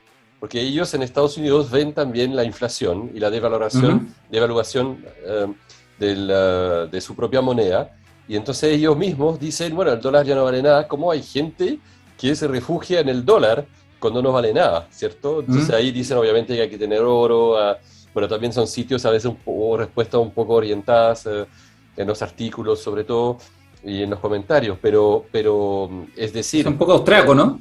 Sí, un poco ¿Perdón? austriaco, Zero Hedge. Es Sí, un son poco más bien, austriaco, otra sí, escuela claro. austriaca. Exactamente, Zero Hedge. claro. Y entonces, pero claro, von Mises, etcétera, entonces es muy, muy interesante de ver cómo las monedas en realidad son relativas entre ellas. Si dos monedas Así valen es. picada, bueno, no se La aprecia que ni cae se más devalúa. lento. Exacto, La, entonces, la que cae más eh, lento. claro, nosotros, digamos, el peso a lo mejor está mucho más en picada de lo que uno piensa porque se está aferrando a un dólar que también va en picada, ¿cierto? Entonces, pero relativamente el dólar se ve más fuerte, ¿no? Entonces, Es Yo creo que interesante la... eso, el 70% de los dólares físicos, sobre todo las notas de 100, los 100, los bills de 100, están fuera de Estados Unidos. sí, Es impresionante eso y una diferencia que hace Estados Unidos, particularmente Estados Unidos, que es el centro económico del mundo, y que hasta ahora lo puede hacer, es que la mayoría de lo que imprime la Fed, o de lo que imprime el gobierno federal, sale del país. Por lo tanto, no afecta la inflación en el Eso te país. decía, eso te decía. No da lo mismo, Que todavía exporte aún. la inflación. Así Exporte la es. inflación y nosotros exacto, tenemos que sí, comernos al tiro nuestra propia inflación. Cambio, por eso claro. Estados Unidos finalmente la exporta y se divide en todos los países del mundo al ser la moneda dura. Hasta el Ese es un momento. fenómeno. Hasta el momento, exactamente. Por eso comentaba, hasta el momento. Ese es la gran ventaja que tiene Estados Unidos, que tiene la unidad monetaria y contable mundial. Que todos usan eso, por lo tanto, todos lo necesitan en todo el mundo y es un street mining, se llama eso, que es un poco extraer capital de Estados Unidos. La deuda, que es lo mismo que nos pasa a nosotros, la deuda, cuando tú emites mucha deuda de gobierno, eh, es capital que se está yendo del país sin producir absolutamente nada. Cuando tú llegas a niveles de deuda en que pagas probablemente, no sé cuánto está pagando Argentina, pero que de lo que recolectas pagas 70% en intereses, eso es completamente ridículo. Ya ahí está ahí, te fuiste al patio de los callados. Pero yo creo que Económicos. en Chile igual estamos muertos. Ese es mi diagnóstico, estamos muertos. Y de hecho lo hicieron muy rápido, desde el estallido social, retiro y ahora Boris. Haciendo alusión a Zero Hedge y al club de la pelea, con suficiente tiempo todos tenemos esperanza de vida cero. Sí. Sí. Yo creo que sí, pues bueno, la trayectoria que llevamos fiscal es horrenda, Sí. pero finalmente todo va así, todo termina en esa forma. El punto es qué tan rápido, y qué tan rápido y cuáles son los hitos que nos pueden ir indicando la trayectoria.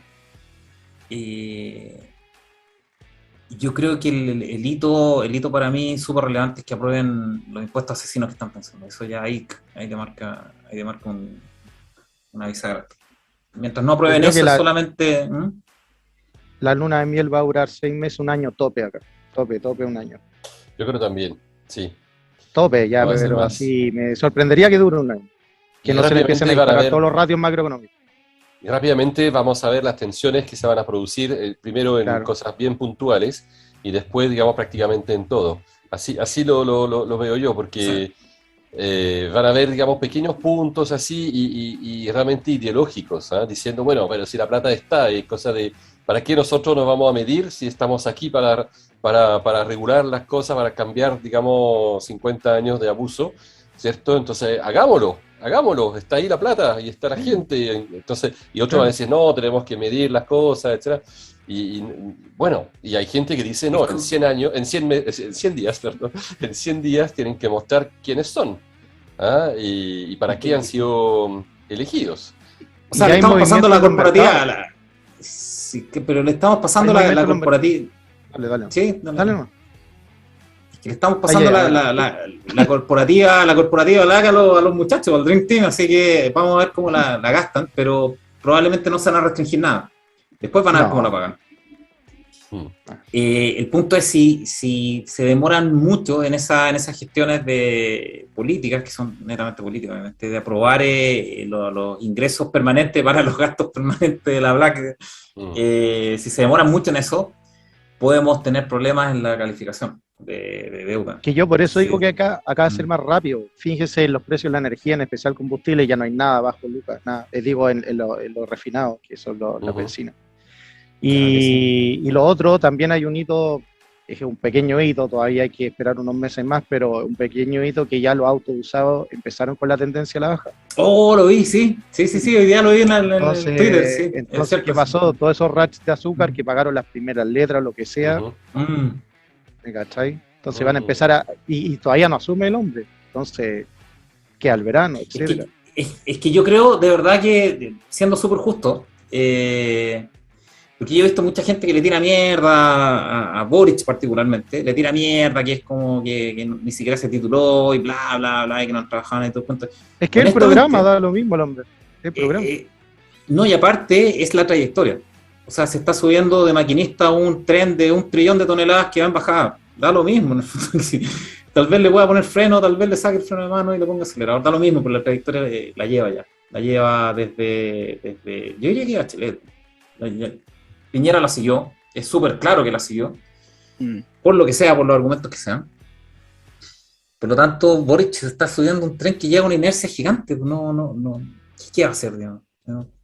Tiene que seguir en la trayectoria, no va a hacer nada diferente tampoco. Aunque quisiera o pudiera, digamos, yo creo que Kast tampoco habría hecho nada, no habría podido.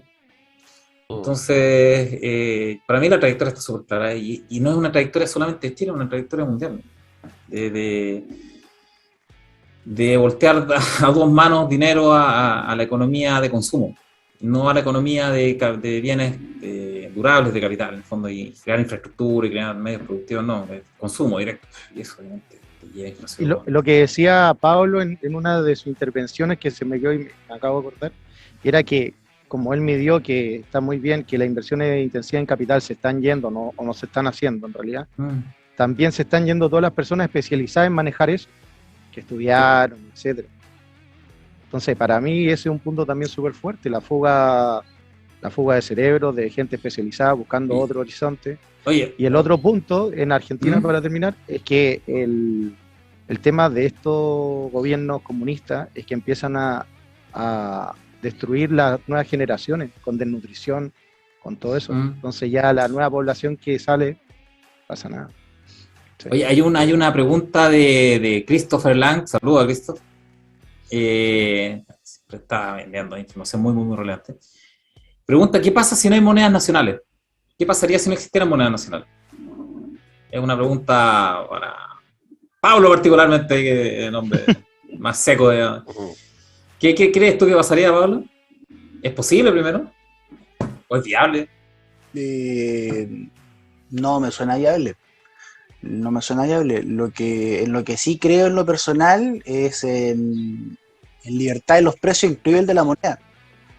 Por ejemplo, para efectos prácticos, el Estado tiene el monopolio de la emisión monetaria y del signo monetario. Tú podrías instaurar una competencia de moneda en la cual ahí la gente determinará qué moneda usa, en cuál moneda ahorra, y conforme a eso determinar su nivel de gasto y en consecuencia los niveles generales de inflación. Ahora, hay restricciones institucionales importantes, ¿no? Para que hubiese una cosa como esa no debiese existir una banca central, por ejemplo.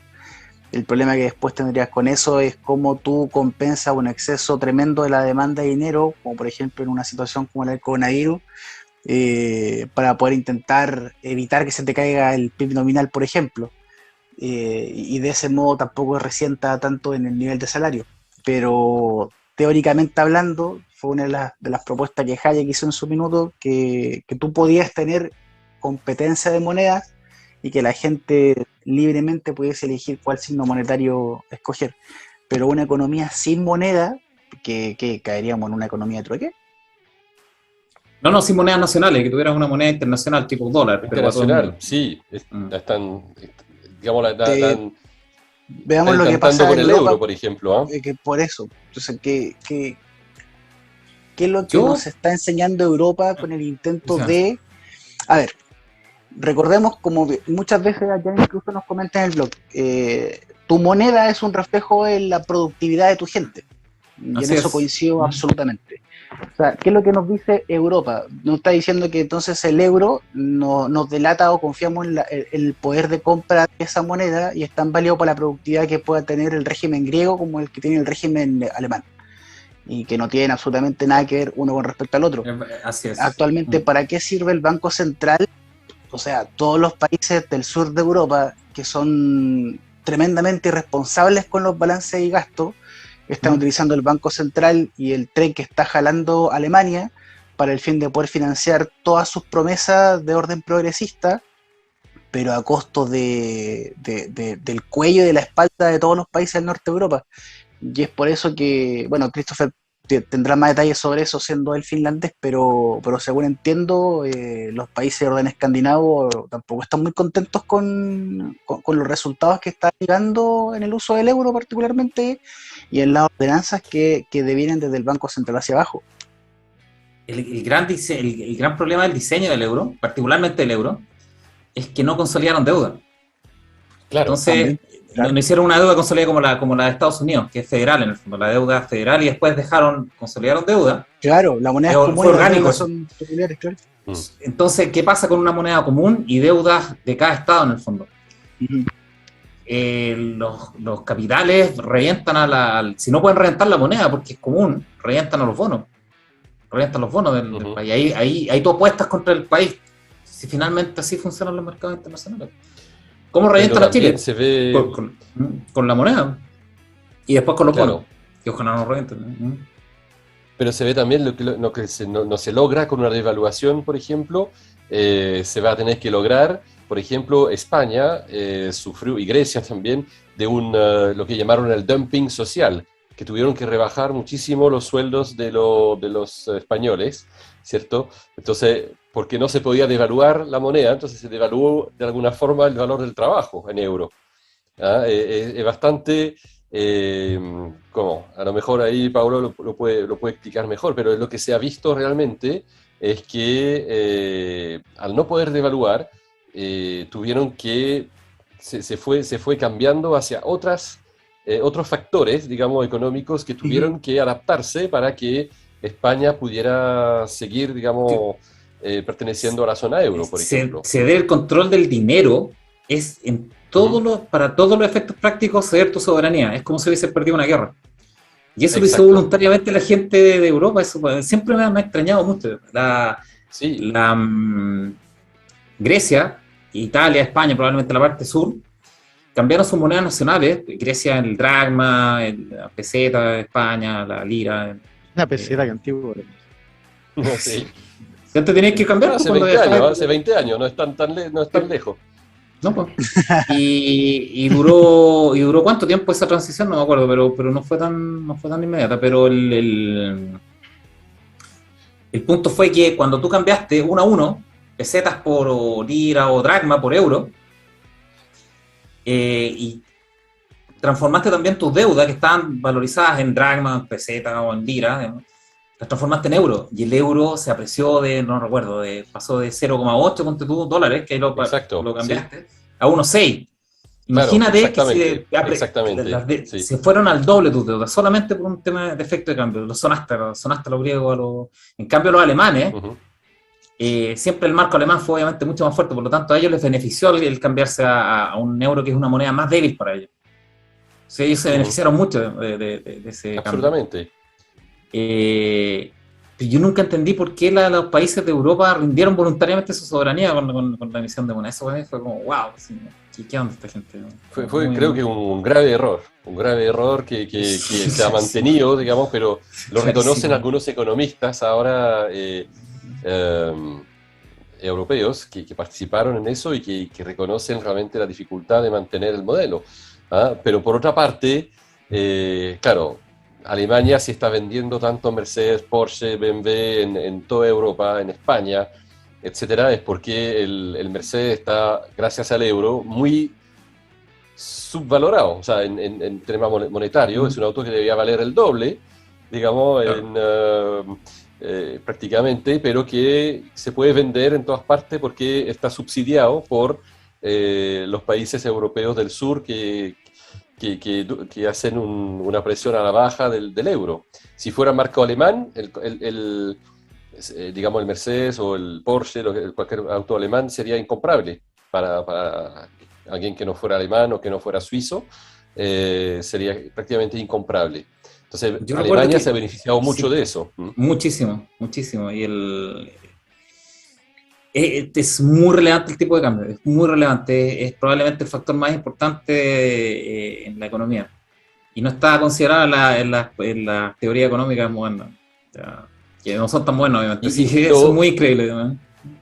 sí, y lo otro que hay que decir también quizás es que Estados Unidos también es un estado federal, son estados que eran más o menos autónomos y que se unieron, y ahí bajo con el dólar, en realidad, que también es muy diferente el dólar, digamos, el valor del dólar debería ser muy diferente en Dakota del Norte que en Nueva York, digamos, por decirlo así, pero ahí operan otro tipo de mecanismos a nivel federal, justamente de compensación, de la gente mucho más móvil también, etcétera. Entonces, ahí es muy interesante ver cómo funciona en Estados Unidos y Europa está muy lejos de eso.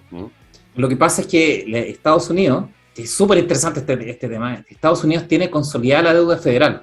Exacto, partiendo por Tiene ahí. consolidada la deuda, tienen moneda única en todos los estados, pero también tienen consolidada la deuda federal. Ujú, ¿Cuál es los estados tienen la prerrogativa de ellos cobrar impuestos y emitir deuda, cada uno de ellos, son federales, pero ahí se la arreglan por sí solos en el fondo. ¿Cuál fue la falla del diseño? Por eso Illinois está casi en quiebra y yo supongo que Florida está bullante de lucas. ujú. De cada estado se agarra por sus propios medios. ¿Cuál fue el error de diseño probablemente del euro? Es que no consolidaron la deuda, por lo tanto, debieron haber tomado la deuda consolidada de todo el euro, de toda Europa, Ujú. a hacerla europea, una deuda europea tal como la federal norteamericana, y después de eso que cada uno se arregle, ahí ya te va por tus ¿Y medios, quién, en el quién se fondo, opuso? ¿Quién se opuso? Alemania, Obviamente, obviamente. obvio, obviamente, Claro. obvio. No, estuvo muy Entonces, bien diseñado eso, digamos. De hecho, Kohl sí, creo que era el sí. canciller alemán de esa época, ¿no? Helmut Kohl dijo que, me Helmut Kohl, acuerdo, sí, probablemente. Sí, sí, claro, sí, sí. creo que era Helmut Kohl que en una declaración dijo que si se lo hubieran dejado a libre albedrío a la votación democrática de los alemanes, probablemente no habrían tenido euro. Sí, fue bien, bien, Mm, bien, bien, bien, bien, bien tiránico esa obvio, cuestión sí, también. sí, Mm. sí. Pues vamos a los mercados o quieren seguir hablando de la trayectoria de Podemos ver Chile. si han estado durmiendo o si hay algo interesante en los mercados. Sí. Yo creo que está más interesante lo externo, la renta fija, la del 10 años de Estados Unidos, parabólico. Sí, sí. Sí, Wow. está interesante eso. Ujú. ¿O quieres hacer alguna acotación más? Pablo, Sub, con la Yo sí, trayectoria chilena. Dale, sí, dale, una Pablo, acotación, excelente. pero muy cortita respecto a lo del tipo de cambio, para hacer una acto de justicia. Friedman sí, dentro de sus postulados del monetarismo, sí establecía libre flotación para efecto del tipo de cambio. De hecho, hay uno de sus libros que no recuerdo mal, creo que es Dólares y Déficit, que habla sobre la materia y que incluso sí también aborda el miedo que tienen normalmente los estados y gobiernos en particular de la libre flotación. Y de hecho hay un economista argentino que se llama Guillermo Calvo, que según entiendo es una de las personas que mayores trabajos tienen sobre el miedo a la libre flotación y cómo los gobiernos lo justifican para intentar hacer medidas de control sobre el tipo de cambio, etcétera. Pero sí, Friedman en algunas partes sí mencionaba los efectos Sí, del tipo de cambio libre para pero, efectos de honestidad intelectual nada más. sí, pues, Friedman, perfectamente, pero Friedman es como una teoría alternativa, igual que la escuela austriaca. Y la teoría mainstream es la teoría de lo monetario, en el fondo keynesiano, la teoría clásica, en el fondo.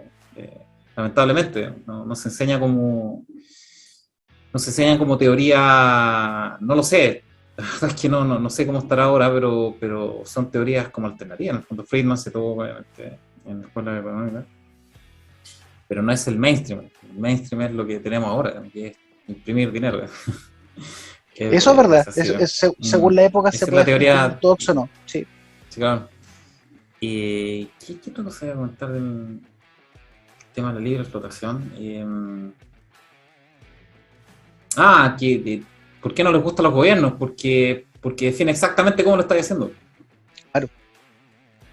El tipo de cambio de libre explotación es extremadamente inmisericordia con tu gestión. Está así de simple. Es muy certero en cómo se están comportando los gobiernos, cómo lo están haciendo, cómo está la productividad del país, si llegan capitales, si están capitales, muy rápido de ver eso con el Forex, ¿no? Y por lo tanto es un reflejo fiel de la gestión del gobierno, en todos los términos, o bastante cercana. Por eso no le gusta a los gobiernos, a ningún gobierno le gusta que lo evalúen. De hecho, que es un sesgo que tienen los europeos, o tenían, no sé ahora, que obviamente con el euro no lo tienen, pero los gobiernos antiguamente, calificaban su gestión económica como exitosa cuando valorizaban la moneda, cuando la deuda, o sea, cuando la moneda se valorizaba respecto a las otras, lo hicimos increíble. Ese es un sesgo súper gigante respecto al sistema monetario. O sea, antiguamente, obviamente, con el euro, moneda única, no. Si es que eso, yo creo que vamos a los mercados, jefa. ¿Vamos a los mercados?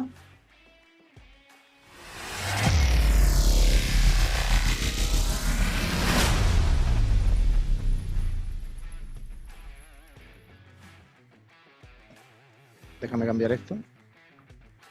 Qué gran álbum. Increíble, qué extraordinario. Es que es muy hondera Sub-Zero, la cagué. Sí, todo el rato. ¿Ese cuál era el 2? Yo sí lo he hecho en 2. El 2 me gusta mucho. El 2, sí. Sí, bueno. Oye, capítulo 12 a Banco Central, para los que les interese.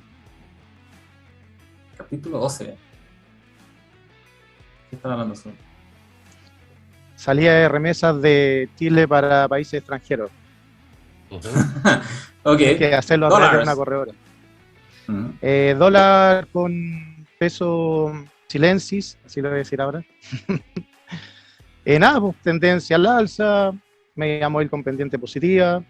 Ahí está la resistencia que marcaste. Sí, la resistencia que marcaste tú, ahí hizo un atisbo de superarla, pero entró de nuevo. Pero mi punto de vista personal es que estamos en una tendencia al alza muy marcada y a esperar qué nos dice el gran Joker verde del sistema. El Green Joker, sí, pero para mí una tendencia al alza súper marcada y está haciendo una corrección desde mi punto de vista. Mientras la media móvil no empiece a perder pendiente, ¿no? Y es para estar en largo absolutamente, o estar en alguna moneda, por ejemplo, que a mí me gustan las cripto, estar en cripto que están indexadas al dólar, que sería un poco lo mismo. Eso, no sé si quieren hablar algo del dólar. Bueno, y lo otro que nos afecta a la inflación full con las energías, pues exportamos petróleo y eso nos está afectando a todos. Eso no. Sí. El 50% de impuesto. ¿Cómo, perdón?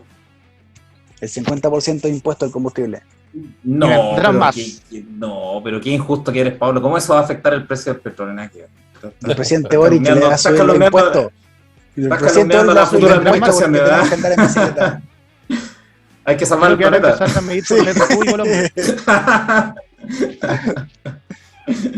Ay, diablos. Qué reírse, ¿no? Sí. Oye. Por eso la mejor técnica de mejorar la calidad de vida es estar cerca del trabajo. Gastar menos benzina, consumir menos tiempo. Todos felices.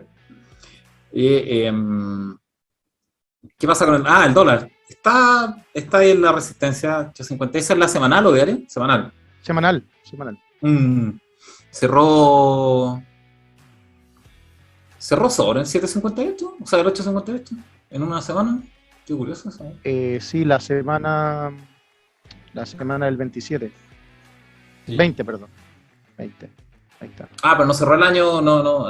Okay. No, el año no. La semana del 20. Ya.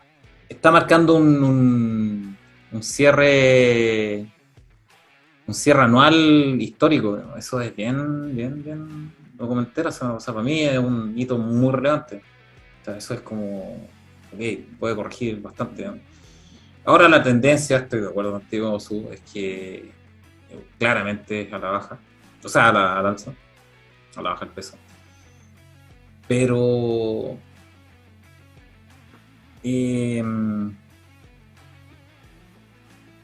a nivel fundamental, no sé, porque Estados Unidos, lo mismo que comentabas tú, Alan, o Pablo, la gente en Estados Unidos también tiene la percepción de que el dólar no vale nada. Entonces, puedes tener la sensación o el efecto de que la gente se empieza a deshacer de dólares para comprar activos también, ¿no? Entonces, eso te puede depreciar el dólar a nivel mundial, no aquí particularmente, sino a nivel mundial.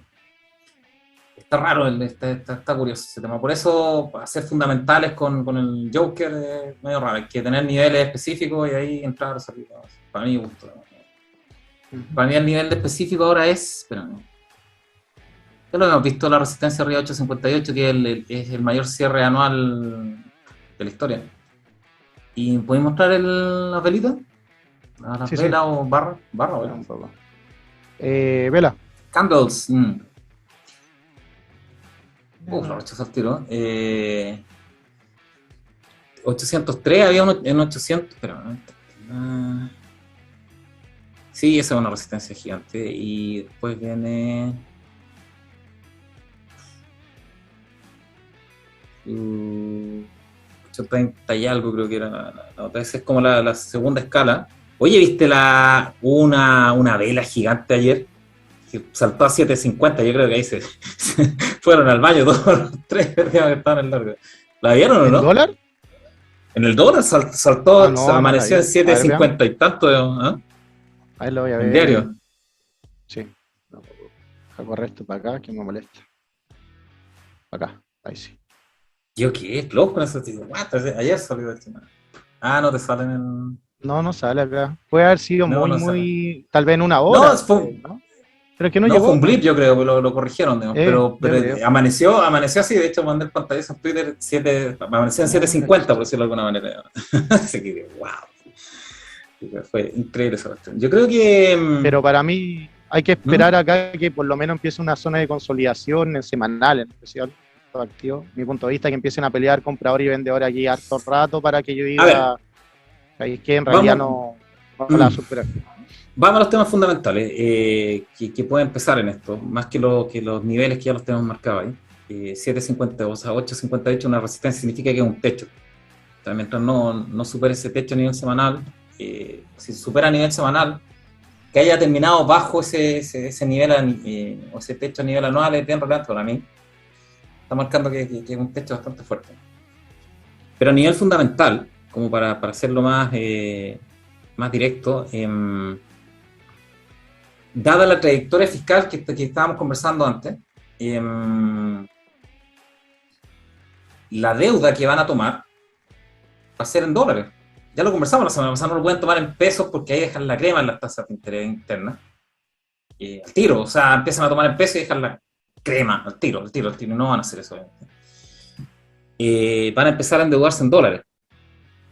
Y es una llegada gigante de dólares. Por lo tanto, teniendo deuda en dólares, va a presionar el tipo de cambio.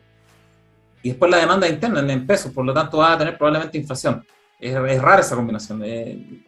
Tengo que ver cómo empieza el gobierno, el nuevo gobierno, pero si empiezan full endeudándose y tomando deuda en dólares, eso va a presionar mucho la baja por el momento, el dólar. Yo creo que nos sorprenderán a todos este nuevo gobierno. Ojalá que sea una buena sorpresa, pero yo creo que no hay ninguna sorpresa. Van a endeudarse, el cupo internacional de la tarjeta de crédito lo van a reventar al tiro, de una. Y eso debería pegarte en un tipo de cambio. Y después te van a pegar en la actividad económica con las alzas de impuestos para pagar, ¿cómo es la frase? La pesta, ingresos permanentes para gastos permanentes. Ahí van a subir los impuestos asesinadamente, ¿no? Y eso yo creo que ahí signa si aprueban eso. Ahora, si no lo prueban, eso está ahí atrapado, ¿cómo se llama? El catch 22, ¿se llama así? Catch 22, claro. Catch 22. Ajá. No Sí. Si no lo aprueban, la trayectoria fiscal es horrenda y rápidamente nos vamos a llegar al 50-60%. Si lo aprueban, si aprueban los impuestos, te va a mejorar las perspectivas de crediticia, en el fondo, al menos teóricamente, pero va a reventar la actividad económica. Entonces, como está atrapado con esta trayectoria, por eso decía, da un poco lo mismo quien esté al mando. Con la trayectoria económica actual, es difícil de cambiar curso, sobre todo si todo el mundo está haciendo lo mismo. Si hasta Estados Unidos está haciendo lo mismo, Europa, supuestamente los países responsables están haciendo las mismas tonterías. ¿Por qué hacer algo diferente? Sí, es que yo creo que a nivel fundamental hay que esperar a ver a Boric, al gobierno de Boric, a la administración. Si empiezan a tomar deudas en manos internacionales, estamos claros, debería entrar mucho dólar y por ende debería tender a bajar el dólar. Pero pienso también, digamos, que del otro lado, cada vez más gente, como en el resto de Sudamérica, van también a quedarse con los dólares en reserva. O sea, cambiar mucho más rápido los pesos a dólar, ¿cierto? Como respaldo, ¿ah? Como en Argentina, digamos, todos están hambrientos por comprar dólares, no pueden, no pueden comprar más de $200 al mes, pero... el cepo es 200, ¿no? Ahora. 200, sí, para individuales, para particulares. Entonces, y aquí yo creo que cada vez más gente, ¿eh? Como tú decías, yo creo el último live, cuando el Lustrabota empieza a hablar de acciones, digamos, que estamos mal, y ahora, bueno, la verdad es que el taxista, lo que sea, el tipo de Uber, lo que sea, digamos, está diciendo, bueno, yo estoy comprando mis dólares, ¿cierto? Se van a la casa de cambio y cambian 50, $100, y empiezan también a tener la reserva en dólares, ya no en una cuenta, ¿cierto? En pesos o lo que sea, digamos. Entonces, eso también puede ser masivo. Si tomamos la lección del Lustrabota, que será Carnegie Mellon, creo que, ¿no? Que sí, tú lo comentaste, esa anécdota, sí, Mellon, recién. Si lo tomamos por ese lado, si el Lustrabota, el taxista están pensando en comprar dólares, hay que venderlos. Sería la trayectoria. Claro. Sí, claro. Claro. Sería la trayectoria. Yo personalmente, y es una opinión, es un feeling en el fondo general, no creo que estemos todavía en el punto de desconfiar del peso, de la moneda, independiente de la inflación. La gente confía, transa, lo guarda, en el fondo no es una papa caliente que tienes que deshacerte de ella, aún. Como en Argentina. Ahora hay un punto, las corredoras de altos patrimonios, todas estas plataformas que salen de, como les decía, por el capítulo 12 el Banco Central o por plataformas Perchi, tienen que transformar los pesos a dólares y mandarlos para afuera. Por un contacto, a mí me dicen que más o menos semanalmente una cuenta de alto patrimonio en la Reinvia está tirando más o menos de 5 hasta de repente 10 semanales. Afuera. Es que de millones de dólares. Sí. Entonces, no sé, pues se ve. Yo, como digo, lo veo. Que me gusta ver los gráficos y no personal, son negocios. Veo difícil el cambio o algo que se mantenga la tendencia en Chile en ese sentido. Lo veo poco probable. Va a echárselo a ahorro, como tú decís, la tarjeta de crédito Black, no sé cuánto, pero ya está ahí nomás, y después se acabó el juego. ¿Cuánto va a durar? Yo creo que va a ser 6 meses, ojalá dure un año para la gente. Pero yo creo que la trayectoria es como súper relevante para entender la secuencia en el fondo. Tú cuando tienes alta inflación es cuando, para todos los efectos prácticos, tú no puedes colocar más deuda. Nadie te compra deuda. Ahí empieza la alta inflación. Cuando nadie te compra la deuda y tienes que monetizarla para todos los efectos prácticos. O sea, tienes que imprimirte a ti mismo o pasarte un bolsillo al otro. Claro. Mientras tengas compradores de deuda, o mientras tengas deuda a las que no puedes caer en default, y nos falta muchísimo para ser independiente de la trayectoria, tal vez no tanto, pero años, los gobiernos tienden a tratar de honrar la deuda para seguir colocando más deuda. Y eso es ultra deflacionario.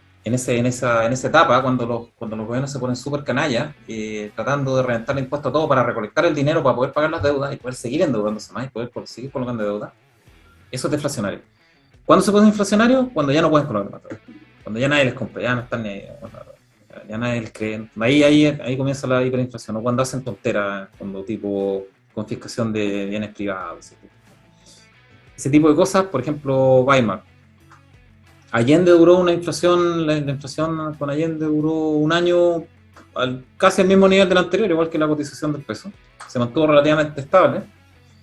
¿Dónde empezó a quedar la crema? El segundo año de Allende. Eso es importante, ¿viste? Allende con, no sé si es la misma economía, yo creo que es mucho más profunda la de nosotros, obviamente, pero un timing importante es como un año, yo creo. No sé si tú lo veis con más tiempo incluso. Eso que nos estamos Depende agregando el ingrediente de la nueva constitución. Ah, y no Eso hemos tocado ese sí. tema.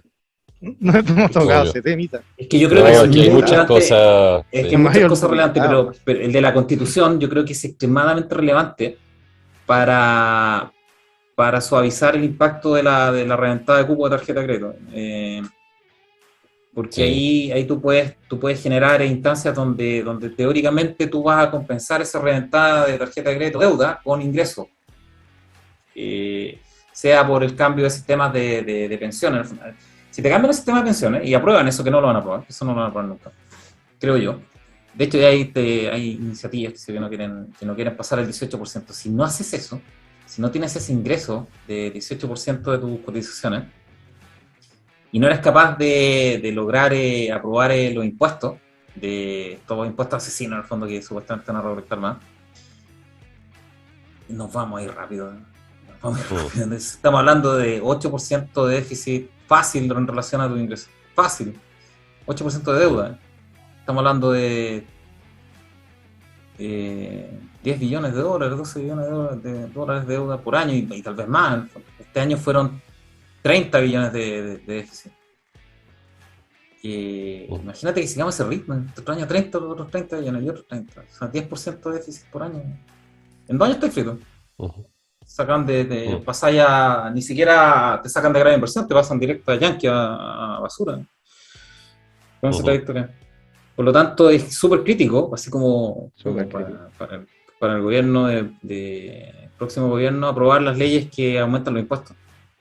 Súper crítico. Si no aprueban eso y siguen con la trayectoria, que es lo que uno puede ver de todas maneras, es rápido el tema de la rebaja de grado. Ahora, si te rebajan de grado, y esto es súper relevante, si nos rebajan de grado de inversión, los bonos nacionales, no sé cómo lo harán ahí con la AFP, pero como no van a cambiar el sistema de pensiones, probablemente se mantengan los criterios. Cuando a ti te rebajan del grado de inversión, te afectan tu patrimonio, en tu capital, te disminuye por efecto de las alzas de tasas. ¿Cuál es el problema? Que no va a ser compensado cuando tú saques ese capital con mayores tasas. ¿Por qué? Porque cuando tú saques el capital para jubilarte, con quien te quieras jubilar, sea en una institución privada, renta vitalicia, los va a invertir en bonos blue chip. Y los bonos nacionales en ese caso ya no serían blue chip. Por lo tanto, el alza de tasas que te hizo bajar tu patrimonio no va a ser compensado por tasas de interés en renta vitalicia. Eso es súper heavy. Es un efecto que no sé si lo han visto. Es súper relevante que te hagan generar inversión. Es muy crítico, muy, muy crítico para todo, Sí. incluido para los jubilados. O sea, como comentario general. ¿Cuál es ese? Bono a 10 años de Chilito. Mira la interbancaria. Ah, sí, subió. Sí la había visto. O sea, ahora cuando la estaba poniendo. 5.20. Estábamos a 5.08 el live pasado. No, pero me gusta el 25 años, para que vea la gente el efecto del interbancaria. Dale al... ¿Cuál es 25 años que pillaste? Hasta arriba, pues, donde dice 25 ahí años. está, 25 años. Ah. Ahí está. Mira, qué linda la curva. Sí. Wow. No la había visto, muy sostenible. Pero pasó lo mismo en 2010, ¿eh? Mira, en 2010, 2011, digamos también, ¡pum! Fue un poco el mismo fenómeno, ¿eh? Tuvimos terremoto y las compañías terremoto, de, obviamente, sí, exacto, sí. Y las compañías Sí. de seguros tuvieron muchos problemas con eso. Ahora Sí, no sí. teníamos el terremoto, obviamente, por lo tanto las tasas... ¿Cuál es el problema de esto? Podemos pasar máximo están 6 y algo, 6 y medio. Sí, pues, podemos pasar máximo. Y Máximo. de un periodo, Y ahí y está. máximo de un periodo de terremoto que fue Exacto. catastrófico en el fondo. Qué Ahora, autoflagelante. ¿cuál es el tema? Que estas son interbancarias sin garantía. O sea, esto significa que básicamente no están confiando en el banco, no en las garantías. Habría que ver los repos, Claro. no tenemos acceso a los repos chilenos. Pero estas son sin Ese garantía, por lo gráfico tanto se puede. no están confiando o no están confiando en las tasas o en los bancos o en la contraparte, o están proyectando que la inflación está subiendo, va a subir mucho más, ¿no? O una combinación de ambos. Bueno, terminamos la inflación 6 y algo. A ver, fue 6,7. 6,7, claro. 6,7 comparado con 2020 3 y 2019 3, con la Claro. pandemia y todo el tema. Y acá fue 6,7, más del 100%. Sí. Pero un poco en todo el mundo, ¿ah? Todo el mundo ha cerrado alrededor del 6-7%. Sí. O sea, todo el mundo, Sí. digo, Europa, Estados Unidos, no sé en cuánto exactamente, pero también súper alto. Y el bono de 10 años norteamericano que tú Lo tengo acá. mencionabas, Voy a Diane, buscarlo. ¿lo tienes por ahí? Aquí está. Aquí lo tengo. Ah, pero está como Yo- en... No, ese Yo es tengo el marcado el 1,8 y desde un punto de vista técnico, y de ahí ya, chao. Debería ser una fuga, y después el pullback y después chao. Y ahí lo que tú comentabas, Janet, que ahí los bonos europeos colapsaron. Es súper complicado esto, porque a medida que sube la tasa... Mira, no la sabemos vela por qué está semanal. subiendo tampoco. Sí, pues. Mm. Están súper Voy a ampliar impresionados los mercados. Ahí va que se vea un poquito más, no sé si se ve más. Sí. Ahora, eso lo interesante es que eso no se ve, digamos, en un gráfico como ese, pero lo relevante es que eso afecta miles, o sea, una cantidad estratosférica de dinero. El mercado pequeño- bono de Estados Unidos. El mercado de bonos de ese nivel son trillones, yo creo, no sé cuánto puede No ser sé, el Janet mercado, sabe, pero- 25 trillones de deuda americana, creo. Chuta, O sí. 28, no, 28, de casi 30 trillones de deuda. Sí, claro, sí, todo lo que sí. 30 trillones de dólares. Pero O aparte... sea, no todo está a lo que 10 te- años, pero es un buen Te afecta indicador. todo. Pues, de hecho, la Imagínate 30 que las hoy día criptos tienen subió un del trillón. 2%. Sí, imagínate. La cripto tiene La solo deuda un trillón. Claro. Pero Sí, aparte sí. de lo que afecta a esta tasa, afecta todo lo que esté indexado a esta tasa. Y todo lo que vaya contra esta tasa. Por ejemplo, la Claro. europea. Ujú. Hay muchas cosas que van contra esta tasa. Entonces, a medida que esto aumenta, por ejemplo, las acciones, a medida que la rentabilidad, porque esto es rentabilidad finalmente, ¿cuánto te ofrece el bono de gobierno norteamericano en dólares a 10 años? Ujú. Imagínate que llega al 3%. ¿Cuántas personas, probablemente más conservadoras dentro de sus carteras, van a decirse que más en realidad, no, ¿para qué voy a estar en acciones si el bono americano me está pagando 3%? Se cambian al bono, en el fondo, al 3%. Eso es muy complejo, que la rentabilidad empieza a subir que el yield empieza a subir de los bonos.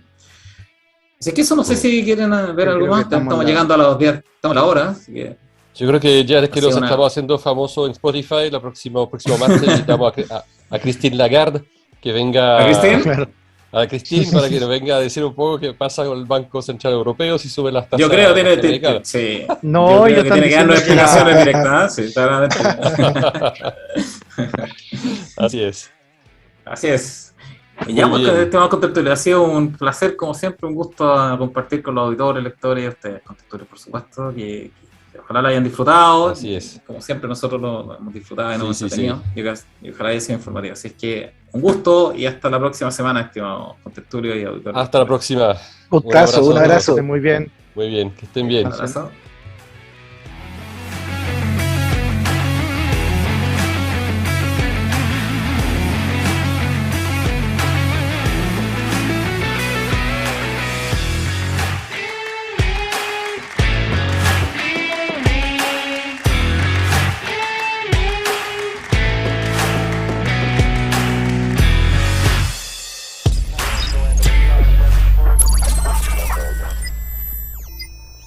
Just leave it.